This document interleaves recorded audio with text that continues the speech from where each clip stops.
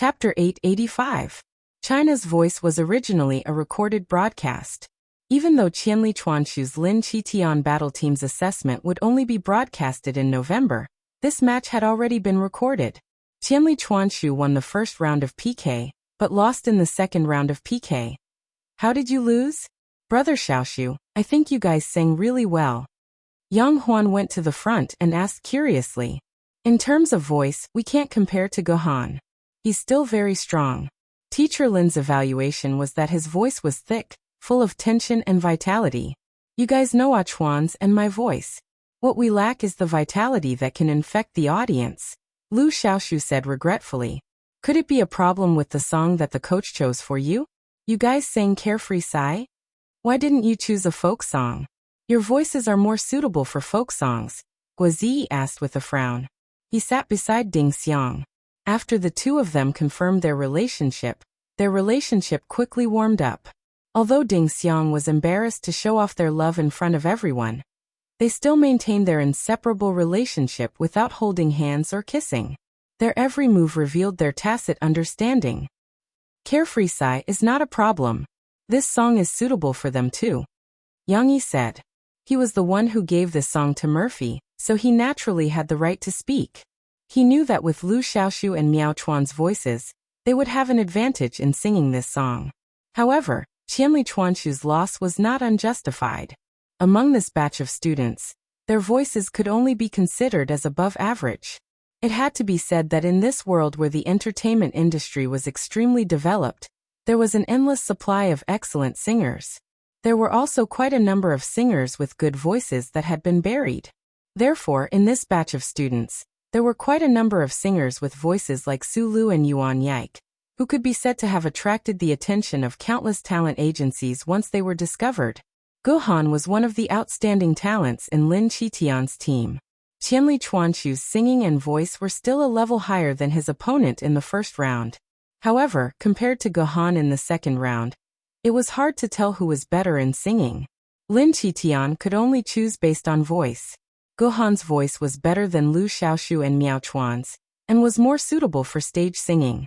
For the final victory, Lin Qitian's choice was naturally biased. After losing the competition, Lu Xiaoshu was still okay, and only felt regretful. However, Miao Chuan was a little sad. This kid was a little straightforward. When he participated in the competition, he carried a lot of burden. After losing, he felt that he had let down Yang Yi's expectations of him. In reality, this expectation did not exist. Yang made it clear that he did not think that Qianli Chuanshu and Miao Chuan would be able to win the competition. After a few rounds, Yang Yi could see the difference's voice and the other contestants. So he did not think that they would win the championship. So why would he have expectations? But Mao Chuan felt that Yang Yi was just trying to lighten their burden. Thinking too much, he felt that even if he and Lu Xiaoshu did not win the championship, they should at least get a good ranking to be worthy of Yang Yi's cultivation. However, they stopped in the top 32. Miao Chuan felt that this result was too embarrassing for Yang Yi. After returning home, he locked himself in his room. It was also today that Yang Yi called them out. Miao Chuan walked out of the dormitory gloomily. Yang Yi smiled and patted Miao Chuan and Lu Xiaoshu's shoulders. He comforted them. I asked the program crew. Different judges have different standards. For example, Chen Yijie has higher requirements for the contestants singing. Lin Qitian might be more inclined towards stage performance. It's not that your voices are worse than Gohan's. Of course, this was just to comfort them. There was still a difference. But no matter what, don't belittle yourselves. Your strengths are folk singing and songwriting. This is something that Gohan is far from you. It's just that in this competition, you did not perform to your full potential, Yang Yi said. Miao Chuan raised his head and looked at Yang Yi in a daze. At this time, Sugar Cube came over with a pot of freshly ground coffee. She poured coffee for everyone. When she poured coffee for Murphy and Yang Yi, she did not say anything. She was afraid of disturbing the boss and lady boss. Of course, pouring coffee for others was the same. She was trying her best to be invisible. However, she gave Miao Chuan special treatment. She took Miao Chuan's cup and poured it. Then with a slightly red face, She handed it over and whispered, "Brother Ah Chuan, your coffee." However, Miao Chuan did not look at her. He just looked down at the coffee cup, nodded and said thank you. Then, he looked at Yang Yi with full attention. Straight men are so generous. Murphy caught a glimpse, but she did not say anything. She hid this gossip, and was going to tell Yang Yi when they went back. Your development track is different from Guhan's. On one hand, you are on the path of composing and singing. On the other hand, you will return to folk songs in the future, because this is the field you like, Yang Yi continued. Lu Xiaoshu nodded and said, yes, although teacher Lin Qitian has taught us a lot of other types of music, we still prefer folk songs. So your audience is different. You don't need to compare yourselves with Guhan, Yang Yi said. I think Brother Yang's words are very reasonable. Everyone has their own path. Just walk your own path and work hard towards your dreams. Guizi gave his own example. Just like me and Geng Sha. Back then, I met Geng Sha at the Beijing Film and Television Base. Now he is a very famous actor and has acted in many important movies. The gap between us is getting bigger and bigger, but I am not discouraged. I think I have my own path as an actor, and I will work hard to become better. Guizi and Geng Sha's relationship was very good. This was no secret. When Geng Sha and Yang Yi went to participate in the Limit Challenge, his relationship with Guizi was dug up by the all-pervasive reporters. The audience all over the country knew that when Geng Sha was still playing extras, he was working hard in the direction of Guizi, who had already started to act as a special agent. But now, Geng Sha was several streets ahead of Guizi on the road of acting. So, the media often used the two of them as examples and lamented Geng Sha's sudden rise. However, Guizi and Geng Sha's relationship was as good as ever. It's just that you don't take up too many roles. After all, Geng Sha doesn't have to go to school. Ding Xiang comforted Guizi. If you want to act and are not picky, there are still many who would like to invite you to be the male lead. No, it's better to have some principles, Guizi said seriously. Always acting in lousy shows, the losses outweigh the gains. The two of them started to whisper to each other. That's true. Yang Yi continued to talk to Miao Chuan and Lu Xiaoshu. Moreover, China's voice is just a stage. Even if you win, it's only a temporary honor. It's not that easy to continue in the entertainment industry and become an A-list singer. Who knows, maybe in a few years, the champion will disappear from the crowd. What Yang Yi said was his understanding of the show in his previous life. Many contestants who were popular for a while had disappeared without a trace. There were not many who could become famous. Of course, this was related to the decline of the music industry in his previous life. This world might be very different. However, Yang Yi was not wrong. China's voice was just a stage. After the commotion, the singers themselves or their management companies had to continue to work hard. China's voice could give grassroots singers a chance to become famous, but it could not guarantee them an iron rice bowl. However, such a statement from Yang Yi, the show's designer, was still a little shocking. If Yin Yangfeng were here and heard Yang Yi's words, he would definitely run over to cover Yang Yi's mouth in fear that the reporters would eavesdrop. Such a truth was like a bolt from the blue to the contestants and the audience. Miao Chuan could not help but ask, the champion can't become a celebrity? Then why are they fighting so hard for the championship? This is like martial arts. Isn't there an old saying? The master leads the way, but the cultivation depends on the individual. No one in this world can continue to be successful just by winning the championship. Even Chen Yijie needs to release albums continuously and release new works to maintain his current results, Yang Yi said. I understand, Brother Yang. We've lost this time, but it's okay. We'll continue to work hard and catch up to them one day. There'll be a chance to succeed, Lu Xiaoshu said seriously. There will be. Yang Yi smiled. Of course there will be. Qianli Chuanshu and the rest had 3 decent folk songs. Yang Yi would write 2 more for them and invite a few more from outside songwriters. There was no reason for such a record not to be popular. Chapter 886. The video of Shishi learning to sing in the water from her father was roughly edited by Yang Yi and uploaded by Murphy to micro-broadcasting. In just 2 days, it was crazily reposted hundreds of thousands of times. The number of reposts was a little beyond Murphy's imagination. She was not an idol, and her fans were not young people who liked to repost and comment crazily. In addition, she had not appeared on camera for a year. Usually, she would occasionally post some photos of her life or her children. If there were a few thousand reposts, it would be considered a popular micro-broadcasting post. But she did not expect that this time, the video she posted of Shishi would receive hundreds of thousands of reposts. Even the phrase "Shishi sings in the water" had become a hot topic on micro-broadcasting. Yang Yi did not let anyone adjust the data backstage.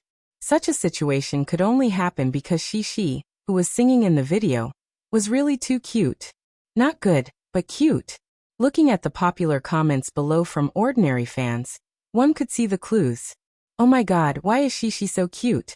When you sing, especially when you pout, this old lady's maiden heart is about to melt. Ha ha ha, seeing Shishi sing until her voice breaks, I can't help but laugh out loud. No one will hit me, right? Under the popular comment above, many people said, I'm laughing with you, but I still have to hit you.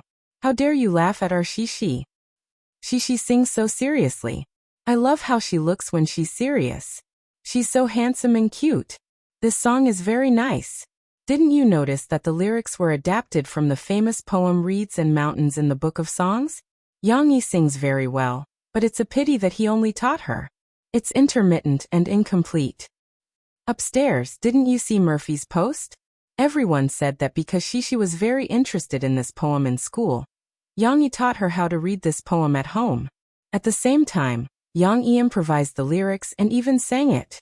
Although Shishi's singing isn't as good as her father's, I still like to hear her sing. Her soft and cute voice is so beautiful. That's right. We're here for Shishi. She's so young, but her pronunciation is so clear.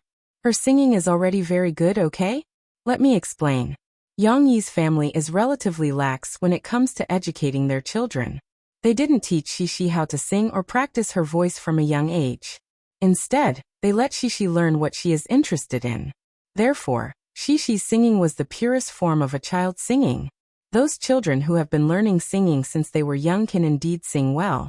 But they are not as natural and moving as Shishi. Let's be honest. Shishi's voice is nice, but her singing standards are slightly poor. But it doesn't matter. We're here for Shishi. It's rare to see Shishi's new video. I'm so satisfied. My Shishi, why didn't you inherit your mother and father's singing talent? But even if you sing off-key, I still like it. Who asked you to be so cute? These popular comments basically reflected the same principle. Appearance was justice. Even if Shishi's singing had many flaws, in front of her delicate and pretty little face, the netizens could always overlook those small flaws. Instead, they liked this so-called contrast cuteness. Of course, it wasn't that no netizens complained. Just like the last comment above. Even if they complained, they couldn't bear to use harsh words. Other than the netizens and fans' comments, many celebrities also reposted and replied. For example, Luo Xian, who had a good relationship with Yang Yi and Murphy, praised under Murphy's micro-broadcast. It's only been a few months since we last met, and Shishi has grown up a lot. After entering primary school, she seems to have become a big girl. Luo Xian's reply was only reposted by Murphy and commented, "Thank you on behalf of Shishi, Auntie Luo, for your praise. Xinshin sis, when are you free? You're welcome to visit Jiangcheng. Shishi misses you so much." Of course, although this micro-broadcast wasn't as popular as the original micro-broadcast, there were still many fans who teased Murphy. Sister Goddess is still so straightforward. When replying to friends, treat them the same way you treat your guests. Be polite. It's normal. Murphy wasn't good at socializing in the past, but I heard that she's very nice in private. She's not cold at all. I was lucky enough to attend Murphy's first fan meeting when she was pregnant. You don't know how cute Murphy was at that time. She was nervous in front of us fans. But she's really nice and willing to communicate with us. Now that Chunchen is still young, it's understandable that Murphy doesn't attend as many business events as before. Murphy, hurry up and make a comeback. We can't wait. I promised to buy the album at the end of November. Other than Luo Xian's reply, there were also some celebrities' reposts and comments below the original micro-broadcast. However, Murphy wasn't familiar with them, so she didn't reply to them one by one. Especially those celebrities who wanted to ride on the hot topics and curry favor with her, Murphy simply ignored them. For example, Jiang Su, a movie actor with an 8-year-old son, saw how cute she was and left a comment below. Wow, Murphy and Yang Yi's daughter is so beautiful. Even I want to find an in-law for my now. Needless to say, he was surrounded by a group of die-hard fans of Shi, who had come under the influence of his father-in-law, Yang Yi's micro-broadcast. They wanted to kill Shi. Who wants to marry you? Who are you? Shi has 10 million soldiers under her protection. How dare a small-time celebrity, like you have less than 1 million fans want to marry Shi? Tell me, how do you want to die? 10 million was definitely an exaggeration. Forget about the little brat. A fine young man like me is still single for Shi. Someone joked and was beaten to death by the fans. Even some of the gossip media who joined in the fun were scolded badly by the fans. Their news, such as Yang Yi and Murphy's daughter is too cute, Jiang Su wants to marry her. The commotion was just a celebration of the netizens. They followed the limelight and flattered Shi. However, the person involved, Shi, was completely unaware of this. Yang Yi and Murphy were very good at keeping the public opinion out of Shi's sight. When Shi went back to school on Monday, she was still talking about the song she had learned over the weekend. She couldn't hold back anymore and wanted to ask Xiaowei, who was in grade 3 class 6, to explain it to her. Huijia Primary School had 4 classes in the morning. However, there was a 20-minute break between the second and third classes for the children who had studied for 2 classes to relax. There were also many senior children who went to the playground to play basketball and table tennis to exercise their bodies. Shi made an appointment with Lan Xian. They were going to look for Yu Xiaowei together during this break. However, as soon as the math teacher, Lu Xianxian, announced the end of class, Lu Xiaoyu sent out an invitation. Shi, do you want to go to the restroom? Let's go together. No matter when it was, whether it was school or work, boys like to be independent and girls like to be in groups. Even when going to the restroom, they had to hold hands and line up together. Lu Xiaoyu and Shi were no exception. They often went to the restroom together after class. However, this time, Shi had something else to do. She looked at Lu Xiaoyu awkwardly. But I want to go to grade 3 to look for Xiaowei. Xiaowei. Lu Xiaoyu's eyes lit up and said, Is it the Xiaowei who is good at studying? I want to go too. I want to go too. Chapter 887. After collectively going to the bathroom, Lan Xian and Lu Xiaoyu followed Shi and walked together to the teaching building where the 3rd grade was located. Along the way, the 3 little girls chattered excitedly, as if they were not looking for someone, but going to a mysterious place to explore. I don't have a new one either. My papa didn't buy me a new little Firebird baby. Last week, I went to the coffee shop with papa to play. Shi chatted with her little friends, but her lively big eyes were rolling around, curiously sizing up her brothers and sisters who were 2 grades higher than her. Obviously, the senior students were taller than their classmates, but compared to Shi, the gap was not obvious. Shi was tall, and Yu Xiaowei was only a little taller than her. Some of the 3rd grade boys who matured later were not even as tall as Shi. Fortunately, Shi was an exception. Lan Xian and Lu Xiaoyu were more like rookies in the 1st grade. As they walked in the corridor, the boys who were playing around couldn't help but take a few glances at them. A few bored boys who were holding the stair railings or chatting while riding the stair railings also looked at them in unison, as if they were very curious about why Shi and the others were here. Cici felt that their gazes fell on her face more often than not. This feeling was not wrong. Who asked Shi to be so good-looking? Shi had 2 cute ponytails today, and her forehead was covered with soft bangs. Below was a beautiful face with delicate skin, and her eyes were like 2 black gems. Her skin was white, and her lips were red even without makeup. She was loved by everyone on the internet, and flowers bloomed when they saw her. With such an appearance, how could she not attract the attention of these little boys? Although the little boys at this age had not yet reached the age of first awakening of love, everyone loved beauty. When they saw a beautiful little girl, they couldn't help but take a few more glances at her due to her natural attraction. This made Shishi a little shy, and she muttered in her heart, "Why aren't they looking at Xian Air and little Fishy? Why are they looking at me?" As mentioned earlier, Huijia Primary School was not only strict with the entrance exam, but also strict with the selection of students. Furthermore, the school's discipline was also very strict. Fights and bullying between students were strictly prohibited. Generally, if they were caught, their parents would be called in for a light punishment, and if they were caught with a heavy punishment, they would be expelled. Therefore, Shishi had been in elementary school for more than a month now. Although she had seen her classmates quarrel and spar, it was only talk. It had never evolved to the point of physical violence. Moreover, whenever a quarrel broke out, the diligent acting class monitor, Chao Ruolin, would run to the teacher. However, the three obedient children, Shishi, Lan Xian, and Lu Xiaoyu, were frightened by the playfulness of the older big brothers.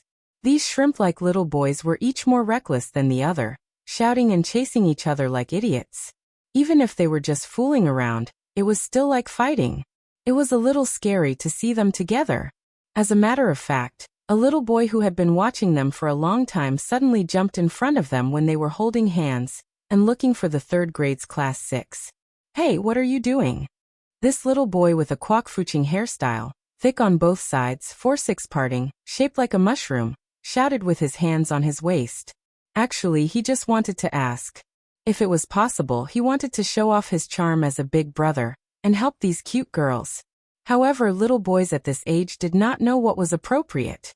As soon as he jumped out, he was like a bandit who blocked the road and robbed them. He proudly raised his head and spoke in a rude voice, which gave Shishi and the other two little girls a fright. Lan Xian subconsciously shrank behind Shishi. Lu Xiaoyu was not much better.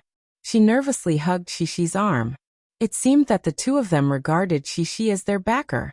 We are looking for someone," Shishi stammered. She also looked at the other party with some fear. However, she immediately changed her words. "No, we are not looking for someone. I can't tell you. My papa said that I can't talk to bad people." The little boy with kwok-fuching hairstyle was dumbfounded. "What do you mean? How did I become a bad person? I'm not a bad person," the little boy shouted in a bad mood. "My papa said that all bad people say that they are not bad people." Shishi pursed her lips and muttered in a low voice, "Oh, I'm really not a bad person." The little boy was flustered and exasperated. He did not know how to explain himself. "I'm Zhou Zhilong from class 2. I'm not a bad person. If you don't believe me, you can ask others." However, how could the little boys who were watching the show give him face? They laughed and said, "Zhou Zhilong is a bad person. A super bad person." The little boy named Zhou Zhilong was ashamed and angry. He did not know what to do. In the stalemate, Lan Xian finally plucked up the courage to come out. She pouted and shouted in a loud voice, "You can't bully us. Otherwise, I'll tell your teacher and ask your father to beat you up." Lan Xian, on the other hand, had learned a few of Chao Ruolin's well-tested moves from her usual observations. Zhou Zhilong pursed his lips. He felt wronged and helpless. He could only run away with his tail between his legs. Shishi and the others did not know the truth. Seeing the senior who scared them run away, they all breathed a sigh of relief. Xian Air is still the best. She only said one sentence, and the big bad guy ran away by himself. Shishi went up to the third floor with her friends. She was not stingy with her praise. Yes, Xian Air is the best. Lu Xiaoyu followed Shishi's words. Lan Xian was proud. She walked beside Shishi with her head held high. She seemed to have forgotten the fact that she was hiding at the back in the beginning. After a few twists and turns, Shishi and the others finally found the classroom of the third grade class 6. "Sister, hello, we're looking for Sister Xiaowei," Shishi said to the girl at the door obediently. "Sister Xiaowei? Who are you talking about?" The girl was friendly, but she could not understand. "Her name is Yu Xiaowei. We all call her Sister Xiaowei. We're all good friends of hers." "Wait, Xiaoyu is not. She hasn't met Sister Xiaowei yet." But I'll introduce her to her. She said sweetly. Her brain worked very quickly and she said a lot of things. Oh, Yu Xiaowei. You're her friends? Yu Xiaowei has good friends? The girl came to a sudden realization. However, she quickly sized up Xi and the others with a somewhat surprised expression. Yu Xiaowei was the girl with the strangest personality in their class. She did not talk and had no friends. Naturally, no one was willing to sit with her. Coincidentally, the third grade class 6 had an odd number of students. Therefore, when Yu Xiaowei sat alone, she did not fit in with the class. It was as if she had jumped out of the 3 realms and was not part of the 5 elements. Therefore, the girl almost did not remember this name. That's right. Cici didn't doubt him and answered seriously. Okay, I'll call her out. The girl was still very friendly and said straightforwardly. Chapter 888. Yu Xiaowei could be considered as an invisible person in the class. Her seat was in the 4th row near the wall. During the break between classes, she would just sit there quietly and read a book or do the homework that the teacher gave her in advance. She turned a deaf ear to the students in the class who were chasing and playing around. She even turned a deaf ear to the noise around her. Today was the same. During recess, Yu Xiaowei went to the bathroom alone. After she came back, she quietly read the language textbook and silently recited the passage that the teacher asked her to memorize. Take a look at the steep stone steps. The chains on the sides of the stone steps seem to have come from the heavens. It makes one shudder. While muttering softly, Yu Xiaowei copied the unfamiliar words that she had just learned from the lesson on a piece of draft paper. Steep chain tremble. Yu Xiaowei's handwriting was neatly written in the square. It was obvious that she had carefully transcribed each stroke of the handwriting. Chan tremble. Yu Xiaowei was engrossed in studying when a clear voice suddenly rang in her ears. Yu Xiaowei. If it was anything else, Yu Xiaowei wouldn't have paid attention. However, the other party was calling her name. Yu Xiaowei reacted and turned her head to look at the person in confusion. The person who called her was the science class representative, Lu Shu. She was a very warm-hearted girl. Lu Shu saw Yu Xiaowei looking over and said, Yu Xiaowei, there are a few people outside looking for you. They are first-grade girls. Yu Xiaowei was stunned for a moment. 2 figures that she had a deep impression of appeared in her mind. Was it them? The answer came quickly because Lu Shu pointed outside the door. Yu Xiaowei turned her head and saw Xi, Lan Xian, and another little girl that she had never seen before. They were curiously looking around. Xi's eyes met with Yu Xiaowei's and she immediately revealed a happy smile. She even reached out and waved at her. Yu Xiaowei didn't expect that Xi and the others would come looking for her. Now that she saw them, she panicked a little, because last Friday night, she had dreamt of Xi and Lan Xian, 2 talkative girls, but that was just a nightmare. In Yu Xiaowei's dream, Xi and Lan Xian talked a lot in front of her. But for some reason, Yu Xiaowei didn't know what to say. Maybe it was because she couldn't hear what Xi and Lan Xian were talking about in her dream. Later, because she did not respond, Xi and Lan Xian were extremely disappointed and turned to leave. Yu Xiaowei didn't know how to persuade him to stay. In the end, she was so sad that she cried in her dreams. After waking up, she couldn't remember anything. Yu Xiaowei only remembered the disappointed expressions of Xi and Lan Xian. Now, when Yu Xiaowei saw Xi's happy expression, her mood was very complicated. It was so complicated that she couldn't understand it herself. She was a little panicked and even wanted to run away. Maintaining interpersonal relationships was too complicated for an introverted girl like her. Therefore, when Xi saw Yu Xiaowei stand up from her seat but stay in the same place, she felt very strange. She frowned and muttered to Lan Xian and the others. Hey, why didn't Sister Xiaowei come out? Maybe it was because she saw Xi frown. Yu Xiaowei hesitated for a moment. But she still walked out from her seat and walked towards Xi. Thank you. She lowered her head. When she passed by Lu Shu, who came over to call her, she even said thank you softly. This made Lu Shu open her mouth in surprise. It seemed that after being classmates for more than 2 years, this was the first time she heard Yu Xiaowei talk to her. This was actually an illusion. Yu Xiaowei rarely talked to her classmates, But it wasn't that she never talked to them. Sister Xiaowei, you finally came out. After Yu Xiaowei came out, she was immediately surrounded by Shishi and Lan Xian with smiles on their faces. Shishi even enthusiastically introduced her deskmate to her. This is my deskmate, Little Fishy. But she was originally called Lu Xiaoyu. Sister, you can also call me Little Fishy. My friends and my parents all call me Little Fishy. Lu Xiaoyu was probably infected by Shishi. She liked to list a lot of things that could be omitted when she spoke. Yu Xiaowei was introduced to a new friend in this way. She was a little overwhelmed. Usually, when faced with such a situation, she would only use silence to hide her panic. But Yu Xiaowei thought of Shishi's disappointed expression in her dream. Hello. Yu Xiaowei hesitated for a moment, and said softly as a greeting. Aya, I'm almost suffocated to death. Sister Xiaowei has to wait for so long to say a word. Lan Xian's loud voice rang out. She was so anxious that she almost stomped her feet.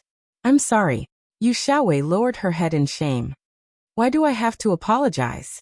Lan Xian was baffled by this. Hee, Sister Xiaowei's words are really funny. Shishi has told me about you many times. Lu Xiaoyu also chimed in. After a while of talking, Shishi finally had time to talk to Yu Xiaowei about serious matters. Sister Xiaowei, this time we are here to tell you the meaning of your poem. Let me tell you, I can even recite it. Shishi puffed out her small chest and looked at Yu Xiaowei eagerly. Her eyes seemed to be saying, quickly test me. I can really recite it.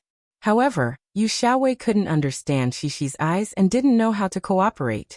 She also looked at Shishi eagerly, waiting for Shishi to explain the meaning to her. Luckily, without Yu Xiaowei, Lan Xian wasn't interested. Wasn't there still Lu Xiaoyu who loved to join in the fun? Lu Xiaoyu clapped her small hands and said happily, Shishi, what are you talking about? Can I have a listen?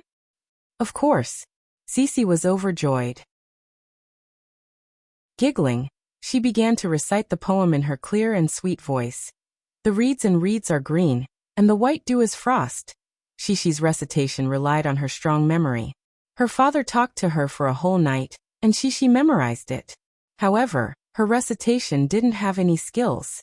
However, what was interesting was that when Yu Xiaowei listened to Shishi reciting the poem, she couldn't help but recite it in a low voice. Tracing back the reeds, the road is long and difficult. The two girls recited at the same time. As they recited, they looked at each other. Shishi's smiling eyes curved. Yu Xiaowei seemed to be infected by her happy mood, and couldn't help but show a happy expression. Reciting alone was lonely. Yu Xiaowei liked the feeling of reciting with Shishi. So amazing. Lu Xiaoyu looked at them in surprise and didn't forget to support them. I think Big Sister Xiaowei is better. She's really good at studying. Lan Xian murmured. After Shishi finished reciting, she nodded and said, Sister Xiaowei is better. Sister Xiaowei, can I learn from you? Can you teach me how to recite it? Yu Xiaowei was a little dizzy now. Her mood was like the fields in early spring, especially cheerful and comfortable. At this moment, she didn't remain silent. She nodded and whispered, yes. The girls chattered for a while. Shishi even sang a song to Yu Xiaowei, and explained the meaning of the poem. When it was close to class, they left reluctantly. Sister Xiaowei, next time when we are free, we will come and play with you. Shishi brought her friends and said to Yu Xiaowei. Yu Xiaowei had a happy smile on her face. Although she didn't show much excitement, she still clenched her small fists and nodded gently. They didn't leave disappointed. Yu Xiaowei stared blankly at the backs of Shishi and the others who were talking and laughing as they went downstairs. Her heart was filled with joy. It felt good to have friends. They didn't despise her just because she didn't know how to speak. Yu Xiaowei didn't know that on the way back, Shishi and the others were also talking about her. So a senior sister is also willing to play with us. Lu Xiaoyu said. That's right. I told you Sister Xiaowei is a good person. Shishi said while jumping up and down. She was the happiest. The performance that she wanted to do was satisfied. But she still doesn't speak much. Lan Xian wasn't interested in the poem, so she saw it more clearly. A lot. Sister Xiaowei said a lot of things. Lu Xiaoyu said, still unsatisfied. She was confused. She mixed up Yu Xiaowei's recitation of the poem with she and the other's words. He, Sister Xiaowei speaks more than before. In the future, she will also speak more. She didn't take it to heart. She swung her 2 ponytails and said happily. Chapter 889. In late October, Chen Yijie, who was making great strides in the mainland's music industry, encountered a very troublesome public opinion crisis. Furthermore, this crisis of public opinion had even led to many disputes between mainland music fans and Hong Kong music fans. There were even small-scale arguments on the internet. At first, it was just a report that had been brewing for a long time. Chen Yijie is exposed as arrogant. Does the god of Harbor City think he can act like a big shot in the mainland? In this report, the reporter revealed that many mainland singers reacted to Chen Yijie acting like a big shot during the recording of the show. He also cited several examples that were confirmed by the TV station staff. For example, when Chen Yijie participated in the Music Power Ranking in Shanghai, Li Manman greeted him in a friendly manner, but he said arrogantly, "Who are you?" For example, when Chen Yijie recorded a variety show at Xiangnan TV station, several singers asked him for advice, but he walked away directly and didn't give them a good face. Even worse, no one knew who bribed a contestant from Chen Yijie's team who had been eliminated in the Mentor's assessment battle to complain to the reporter, saying that Chen Yijie was biased and gave him too little guidance, which caused him to lose the competition. As soon as this news was exposed, it caused an uproar in public opinion. After all, Chen Yijie was an artist from Harbor City. His entry into the mainland's music industry was a big threat to other singers and music companies in the mainland. So, they naturally wouldn't let go of this opportunity to add insult to injury. Even if they didn't let their own artists come forward, they would ask some of their good friends to fabricate some negative material about Chen Yijie and take the opportunity to expose it, thoroughly stirring up this muddy water. Tianxiang Records didn't have a public relations department. They held a press conference at the first opportunity, and jointly with several TV stations or program groups to clarify to the public. They even announced that they would pursue legal liability for defamation. This time, the report was indeed splashing dirty water. Chen Yijie's character was still passable. The other contestants in his team even spontaneously clarified for their mentor on micro-broadcasting, and angrily rebuked the contestant who had been eliminated. Where's your conscience? But Tianxiang Records' public relations ability in the mainland was not strong enough. After all, they had officially entered the mainland this year, and many aspects were still in a state of acclimatization. While they were still trying to clarify the report, the direction of public opinion had already changed. This time it was a lot of record companies in the mainland that added fuel to the fire. They hired a large number of internet water army to guide the netizens on micro-broadcasting to point their swords at the music industry in Harbor City. They ridiculed the music industry in Harbor City, saying that even a famous singer like Chen Yijie came to the mainland to make a living. They also scolded the singers in Harbor City for being too arrogant, saying that they couldn't make a living in their own country, so they came to the mainland to put on airs. It had to be said that if this public opinion did not involve Chen Yijie, and if it was not too extreme, then it would not be wrong. After all, many artists from Harbor City were arrogant, and even looked down on the artists from the mainland. After all, they had enjoyed the highest honor in the past. In the past, Harbor City's entertainment industry was the most dazzling pearl in Asia. News of people acting like big shots was not uncommon. Therefore, after such a trend of public opinion was formed, it was no longer something that Tianxiang Records could reverse. Many netizens were incited by the Internet Water Army and followed the trend to scold Hong Kong and Taiwan artists. At the same time, the entertainment media in Harbor City was not happy.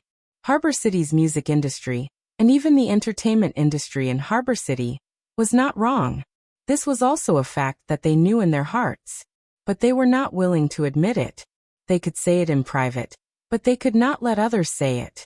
In the end, the public opinion caused a big conflict and scolding war between the mainland and the netizens.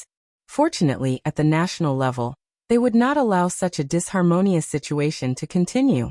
In fact, it would even further intensify the conflict. Some relevant departments intervened, and the media first ceased their activities. Then, with the guidance of public opinion on Weibo, the conflict gradually subsided. However, Chen Yijie was still a little anxious. This public opinion had a great impact on him. First, at the end of October, the sales of his 10 Years album decreased greatly. The sales of 10 Years and Red Rose even fell out of the top 50 of the new best-selling songs chart. The total sales were still a little short of the standard of a platinum album, but without this, Chen Yijie was destined to not be able to get the honor of a platinum album during the new album's protection period. Moreover, if his image in the mainland continued to deteriorate, he really did not know when he would reach the standard. Secondly, Chen Yijie was not well liked in Harbor City's music industry. Originally, when he entered the mainland's Mandarin music industry, Tianxiang Records tried to keep a low profile in Harbor City, and almost did not promote this album. After all, Chen Yijie did not release a Cantonese album but a Mandarin album, which would still cause a lot of controversy. But after this incident, Tianxiang Records could no longer keep a low profile. No matter how big their business was, they could not stop so many Harbor City media from criticizing Chen Yijie. "Eason, is the mainland's music industry so good? Didn't you say that you love Harbor City and will never leave it? I'm so disappointed. Eason's new album does not have a single Cantonese song. Have you completely abandoned your Harbor City fans?" There were even some old-school Harbor City artists who denounced Chen Yijie on TV programs, saying that he was a deserter, who did not consider how to save Harbor City's music industry. He actually took the lead to run away before Harbor City's music industry collapsed. The building was about to collapse, and everyone was in danger. Choosing to develop in the mainland, Chen Yijie did not do anything wrong. There were even many Harbor City artists who had the same idea. Not to mention, they used to be very envious of Chen Yijie for being able to join a popular show, like China's The Voice. But now that Chen Yijie was facing a crisis of public opinion, they would not come out to support Chen Yijie. They would only remain silent, and even secretly rejoice. What was the point of scolding? After the scolding, would Harbor City's music industry return to its peak? That was impossible. Those who should run would still run away. But with Chen Yijie taking the blame, the amount of scolding they would receive would definitely be much less. In the end, Tianxiang Records and Chen Yijie chose not to respond. They avoided the limelight and waited for the wave of public opinion to subside. Of course, Chen Yijie's work for the next few months still needed to be adjusted. There was no way around the loss of some endorsements. However, Chen Yijie's nationwide concert tour from January next year did not change the dates. The tickets for the first concert in Beijing were sold out despite the crisis of public opinion. There were still quite a lot of people who understood the situation. Even in the mainland, those who scolded Chen Yijie were mostly keyboard warriors online. Chen Yijie did not have many fans. Those fans who liked to listen to Chen Yijie's singing could also understand what kind of person Chen Yijie was. Not to mention anything else, as long as one seriously watched China's The Voice, they would have seen Chen Yijie's patient comments. Whether it was a singer from his own team, or even a singer who did not get chosen in the blind auditions, Chen Yijie would give his comments and suggestions to help him improve. The audience even joked that Chen Yijie was an honest and straightforward man. There were some bitter words that others did not like to hear, but he still said them. Under Chen Yijie's microblog, his fans were also trying their best to explain and clarify the situation to those who came over to watch the show, or those who came over to scold him. This made Chen Yijie very touched. This matter did not seem to have anything to do with Yang Yi. Chen Yijie's Tianxiang Records was bigger than Yang Yi's, so he could not help much. But using this matter, LVU made a breakthrough discovery. "Hello, is this President Mo? I'm Xiao LV. Yes, was I. Let me tell you, I've found the person you asked me to look for." LVU called Mo Xiaoan and asked her out for a chat.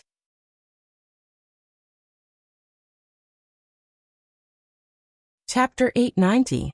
Not long after Yang Yi arrived in the United States during the summer vacation, some netizens appeared in China who used the beating up reporters incident to maliciously smear Yang Yi and Mo Fei's reputation. Mo Xiaoan asked LVU to help investigate the source behind the scenes. Note 1. However, because the other party did not make a move and did not reveal any flaws, LVU's investigation had not been able to make progress. Yesterday Xiaolu asked me out and gave me a document. After Mo Xiaowan came back, she reported to Yang Yi. He found out that the person who discredited Chen Yijie, the first report that said Chen Yijie was arrogant, was the same group of people who discredited you before. How do you know it's the same group of people? Yang Yi asked with interest. LVU has a relationship with the financier behind it, so he can confirm this. Mo Xiaowan smiled mysteriously and said, "Guess who did it?" "Who?" Yang Yi was helpless. "Don't keep me in suspense. If I could guess it, why would I wait until now to tell me? It's Chuhan Management Company who paid for it, but it's Li Man who went against us. Chuhan Management Company is her backer." Mo Xiaowan said. "Li Man?" Yang Yi was a little surprised. Isn't she the artist who was framed in that report? For this reason, Li Man also clarified for Chen Yijie on her micro-broadcasting, saying that Chen Yijie was not unreasonable and casually condemned the person who distorted the facts. Of course, Li Man was not so kind. In the end, she seemed to be very friendly and teased him, saying that Chen Yijie really did not know her, a small star, and carefully asked her name. She estimated that this paragraph was misunderstood. Obviously, this clarification micro-broadcasting did not have the effect of clarifying. Later, Li Man's fans crazily fought for their idol. "Who are you, Chen Yijie? You don't even know our Li Man. Aren't you too arrogant?" Mo Xiaowan told Yang Yi that people could also sing a double act. This time Li Man exposed a flaw. After Lu Yu found out that the financier behind the Water Army was Chu Han's management company, he didn't stop immediately. Instead, he found the member of Chen Yijie's team who was bribed. Since this person could betray Chen Yijie for money, he could also betray the person behind him for money. However, the person who bribed him wasn't some mysterious person, but Li Man's manager, Yi Qi. When Lu Yu investigated Yi Qi, he naturally found out that it was Li Man's idea.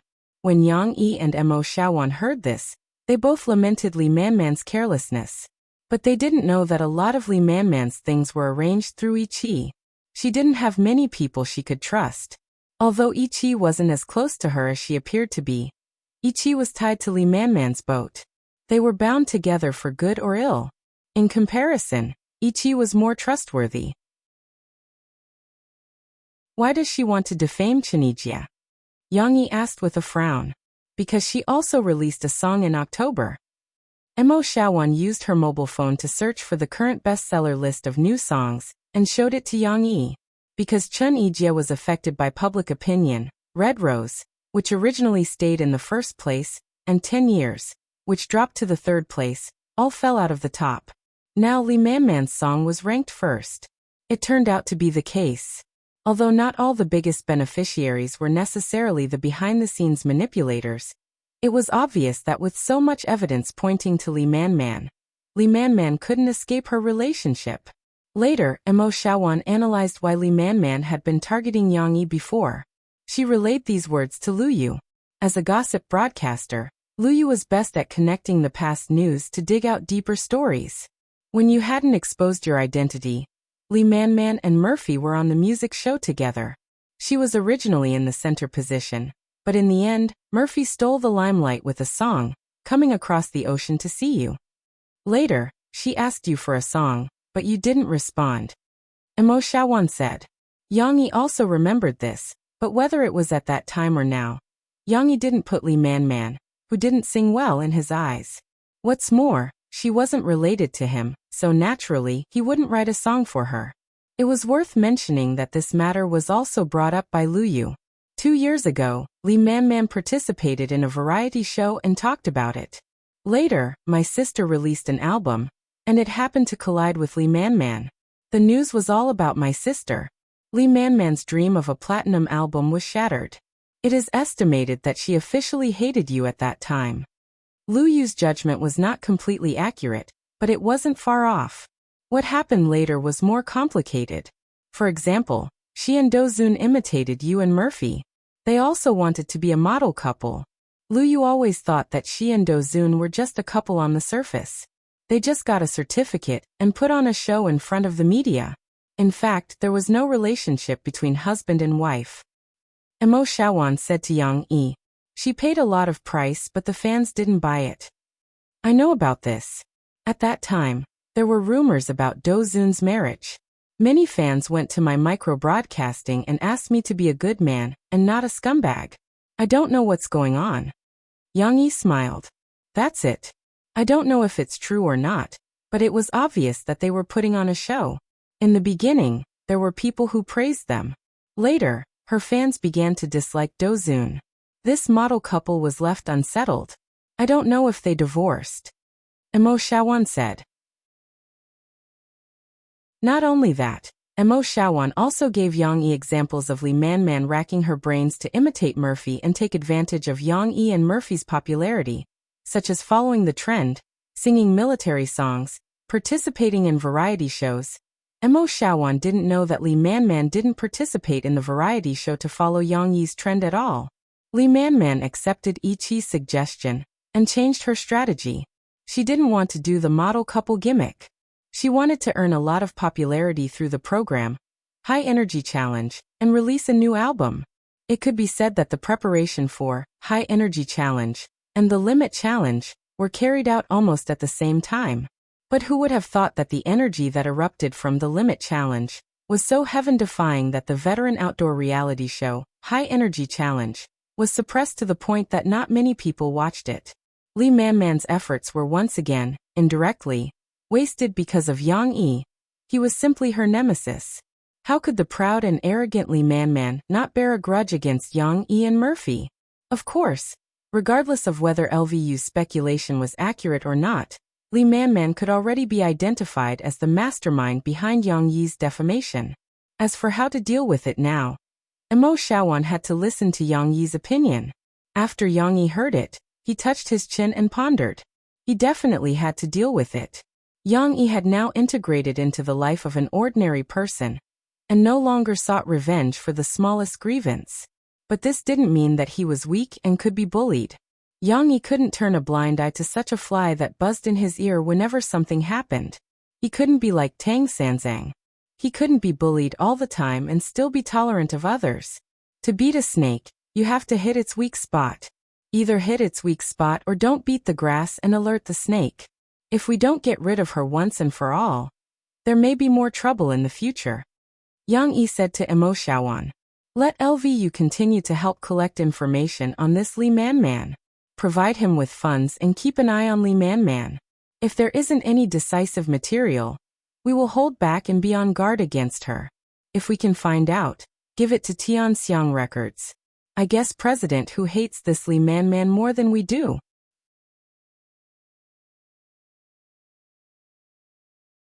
Chapter 891. Although Lee Man was troublesome, Yang Yi didn't care too much about it. After handing it over to others to deal with, he put her behind his mind. He was really tired of this kind of scheming life. He just wanted to live his own comfortable life. However, this weekend, which was November 1st, he had to go on a business trip for a few days. Previously, Lance Hao Kai had helped him obtain the lease of the training island. It could be said that the land reserve of the amusement park had reached the standard. But this wasn't the time to celebrate. They had to bid nonstop and invite the top international design team to do a complete planning and design for the amusement park. It wasn't that the domestic design team wasn't good enough. Now, the domestic design team had a very good level, but it had to be said that many of the core technologies of large buildings and special-shaped buildings were still in the hands of foreign design companies. So many times, the domestic design team couldn't compete with the top international design companies in the design of large buildings and special-shaped buildings. With the drawings, they could arrange the construction team of Lance Hao Kai Company, and even hire the top technical team to cooperate with them to carry out the first phase of construction. If a worker wanted to do a good job, he must first sharpen his tools. The design of this amusement park could be said to be the most important issue. Even for a mere drawing, Yang Yi might have to pay tens of millions or even hundreds of millions of design fees to the design team. In this matter, Yang Yi couldn't be a hands-off shopkeeper. Before the bidding, he had to go to the site with the technical staff of Lance Hao Kai Real Estate Company to survey the site.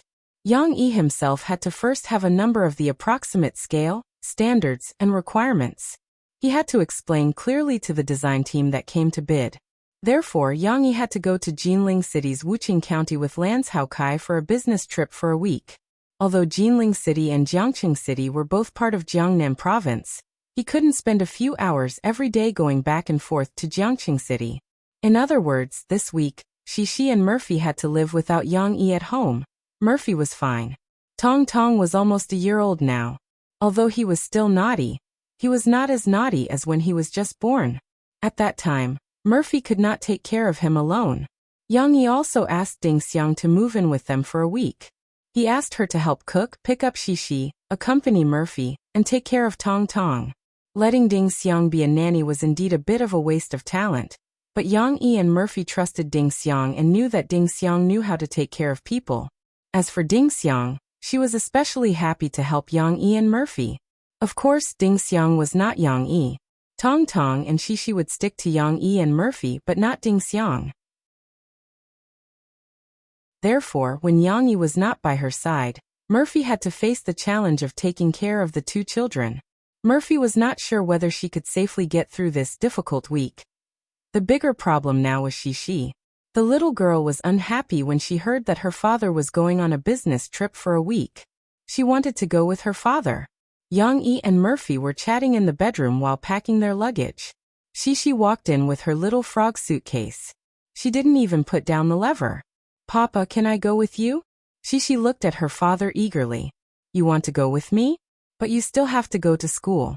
What should I do?" Yang Yi waved his hand and said to Xixi with a smile. Murphy took Xixi's little frog suitcase. She didn't expect it to be filled with things. When she opened it, she found that Xixi had stuffed some of her clothes in it. The little girl also brought some of her favorite dresses.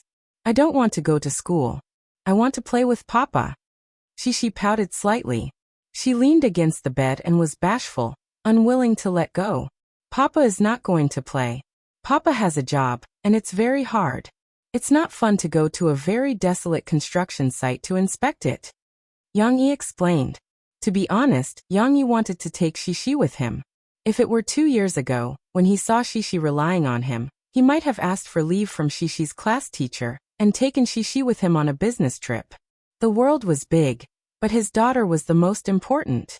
How could he not satisfy his daughter's request to follow him? How could he let down his daughter who relied on him? But now Yang Yi had made progress. At least he could think about problems like a normal person. Not to mention that Xixi was going to school, so she couldn't ask for leave casually. After careful analysis, he could see that it was harmful for Xixi to follow him to the construction site or the desolate island to play. I'm not afraid because I have Papa by my side." Xixi hesitated for a moment. She pouted and said stubbornly. After hearing this, Yang Yi couldn't help but grin. However, he didn't agree. He still persuaded her. "It's not a matter of whether you're afraid or not. The place Papa is going to is similar to the place where Grandpa and Grandma live. It may be even more desolate. It's very cold now. If you follow Papa around, your face will be wrinkled by the cold wind. It won't look good." For this reason, Yang Yi specially took out his mobile phone and found 2 pictures of women riding to the border. He showed them to Xixi. One was fresh, and the other was unkempt. The contrast was sharp. This trick was indeed effective on Xixi. The young lady who loved to look pretty started to hesitate. "Will I really become ugly?" Xixi looked at her father suspiciously. "Yes, Papa won't lie to you. When you get up in the morning, you see how strong the wind is outside, right?" Yang Yi said with a smile. Xixi grabbed the hem of her clothes. While pinching it, she pouted and said, But I'll miss Papa. Papa, can you not go? I don't want to go to the amusement park. I don't want Papa to become ugly." Murphy listened to the conversation between Yang Yi and Xixi. She felt that it was warm and interesting. She happily interjected and said, "If Papa becomes ugly like in the pictures, will you still want Papa?" "I want Papa. I will always love Papa. But I don't want him to become ugly. If Papa doesn't go, Papa won't become ugly." Xixi became anxious. She quickly raised her voice to express her feelings for her father. "Papa is a man. Men are different from women. Feel it yourself. Is Papa's skin thicker than Mama's? Mama's is softer? Yang Yi smiled. When he saw Shishi nodding, he continued. So Papa isn't afraid of being blown by the wind. Look at Xionaire's father. He went so many times and didn't become ugly, right? Shishi blinked and said, Uncle Lon became fat. You don't have to worry about that. Papa won't become fat. Yang Yi didn't know whether to laugh or cry. They were having a good conversation, but he was messed up by Shishi. It wasn't easy for him to find the right words. Anyway, you don't have to worry about Papa becoming ugly. But Papa can't bear to take you to the cold wind. You see, Uncle Lon didn't take Xionaire and her mother to the amusement park, right? Shishi thought for a while, then nodded hesitantly. Just for a week. Yang Yi rubbed Shishi's head and said softly, Papa will be back for a week. You and Mama stay at home. Sister Ding Xiang will drive you and Xionaire to and from school. You are responsible for counting down. After a week, Papa will be back. Shishi was still a little reluctant to leave. She hugged her father's leg and mumbled, I will miss Papa a lot. Papa will miss you too.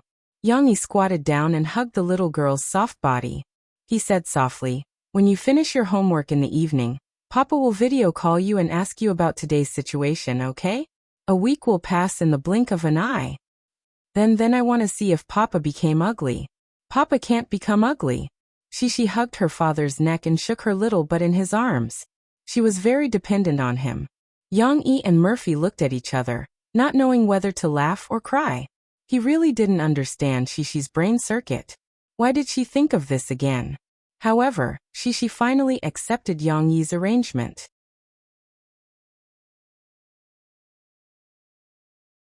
Chapter 892. Early in the morning, it was drizzling outside the window. The sound of dripping could be heard from the balcony. It sounded like an annoying tune, foreshadowing the beginning of a troublesome day. Murphy did not sleep in. In fact, there were not many mothers with babies at home who could sleep soundly until they woke up naturally. Even though Yang Yi usually helped take care of the babies, Tong Tong woke up early in the morning. He needed to be coaxed and fed. Yang Yi could not help with this, so Murphy had to wake up early every day. When she woke up, Murphy subconsciously touched the side of her body. Although Yang Yi usually woke up earlier than her, the blanket beside her still retained his body temperature. However, today, when she reached out her hand, all she felt was a cool patch. Murphy suddenly remembered that Yang Yi and Lance Hao Kai had taken a car to Jinling City last night. Hey, I really miss you. Mo Fei suddenly remembered the fourth song in the album that Yang Yi prepared for her. It was a sad love song like an autumn tune, and it seemed to be very suitable for the situation. Now outside the window, it's starting to rain again. My eyes are dry, and I feel like crying. I don't know where you are now. Of course, when Murphy softly hummed the last line in her mind, she shook her head and sobered up. Of course, she knew where Yang Yi was. Last night, after Yang Yi arrived at the hotel, he had a video call with her and Shishi. Mom hee. Mo Fei didn't have time to think too much. In the crib next to her, little babe had already woken up. He didn't cry and just sat in the bed to play. When he saw his mother get up, he stood up excitedly, clapping his hands and laughing happily. Tong Tong had grown up a little. Not only could he stand up without support, but he could also walk upright. Although he could not walk very steadily, walking had become his favorite sport. Come, let mommy hug you. Murphy got off the bed and took the little guy out of the crib with a smile. She rubbed her head against him, which made Tong Tong burst into laughter. The weather was a little cold, so Murphy helped Tong Tong put on his clothes before she carried him to the room next door to wake Shishi up. It was Monday, so Shishi had to wash her face, brush her teeth, have breakfast, and then go to school. Fortunately, Shishi could squeeze her own toothpaste and wring her own towel. Murphy only needed to wake up the sleeping girl and rush her to the bathroom. Where's Papa? Early in the morning, Cece was still in a daze. She squeezed her sleepy eyes, scratched her fluffy hair, and mumbled a question. Papa just went on a business trip yesterday. Have you forgotten? Murphy laughed as she hugged Tong Tong and stood aside. Little Momo rolled her eyes and looked at her sister. She opened her mouth and imitated her words vividly. Where's Papa? Where's Papa too? Why didn't you guys talk about Mom? Is Mom not as good as Papa?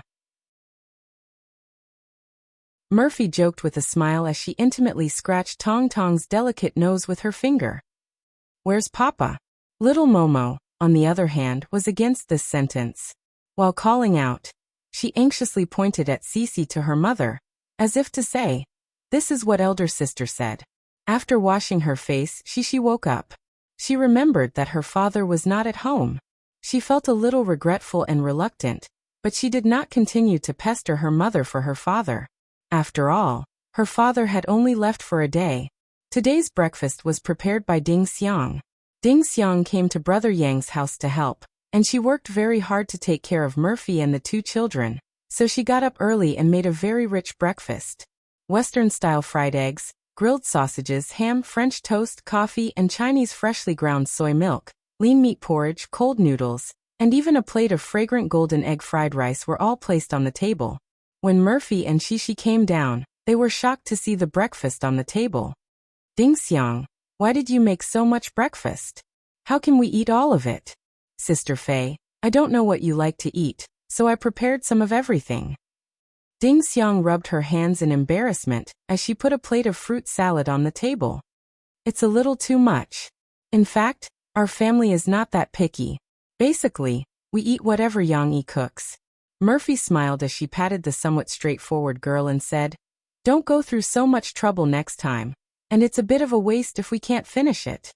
Yang Yi's family was not thrifty, but they were not wasteful either. Yang Yi and Murphy had always consciously cultivated the children's concept of not being extravagant and wasteful. "Okay, I'll pay attention next time," Ding Xiang said embarrassedly.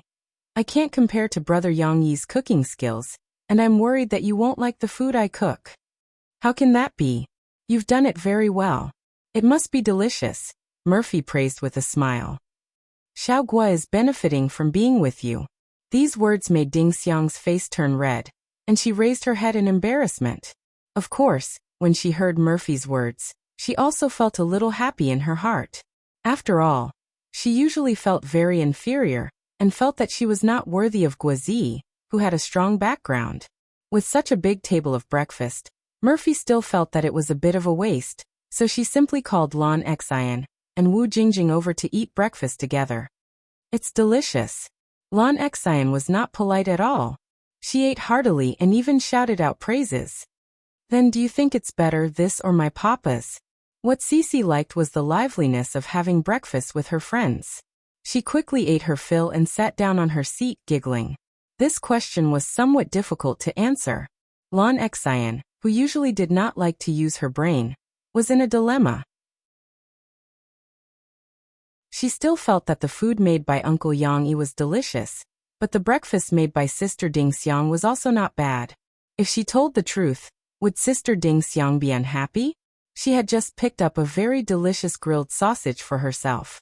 After a complicated calculation in Lan Xian's mind, she finally said with difficulty, "Now Sister Ding Xiang's food is delicious, but your father may be able to make it better. Anyway, Uncle Yang Yi was not here now. But I think my papa's food is better."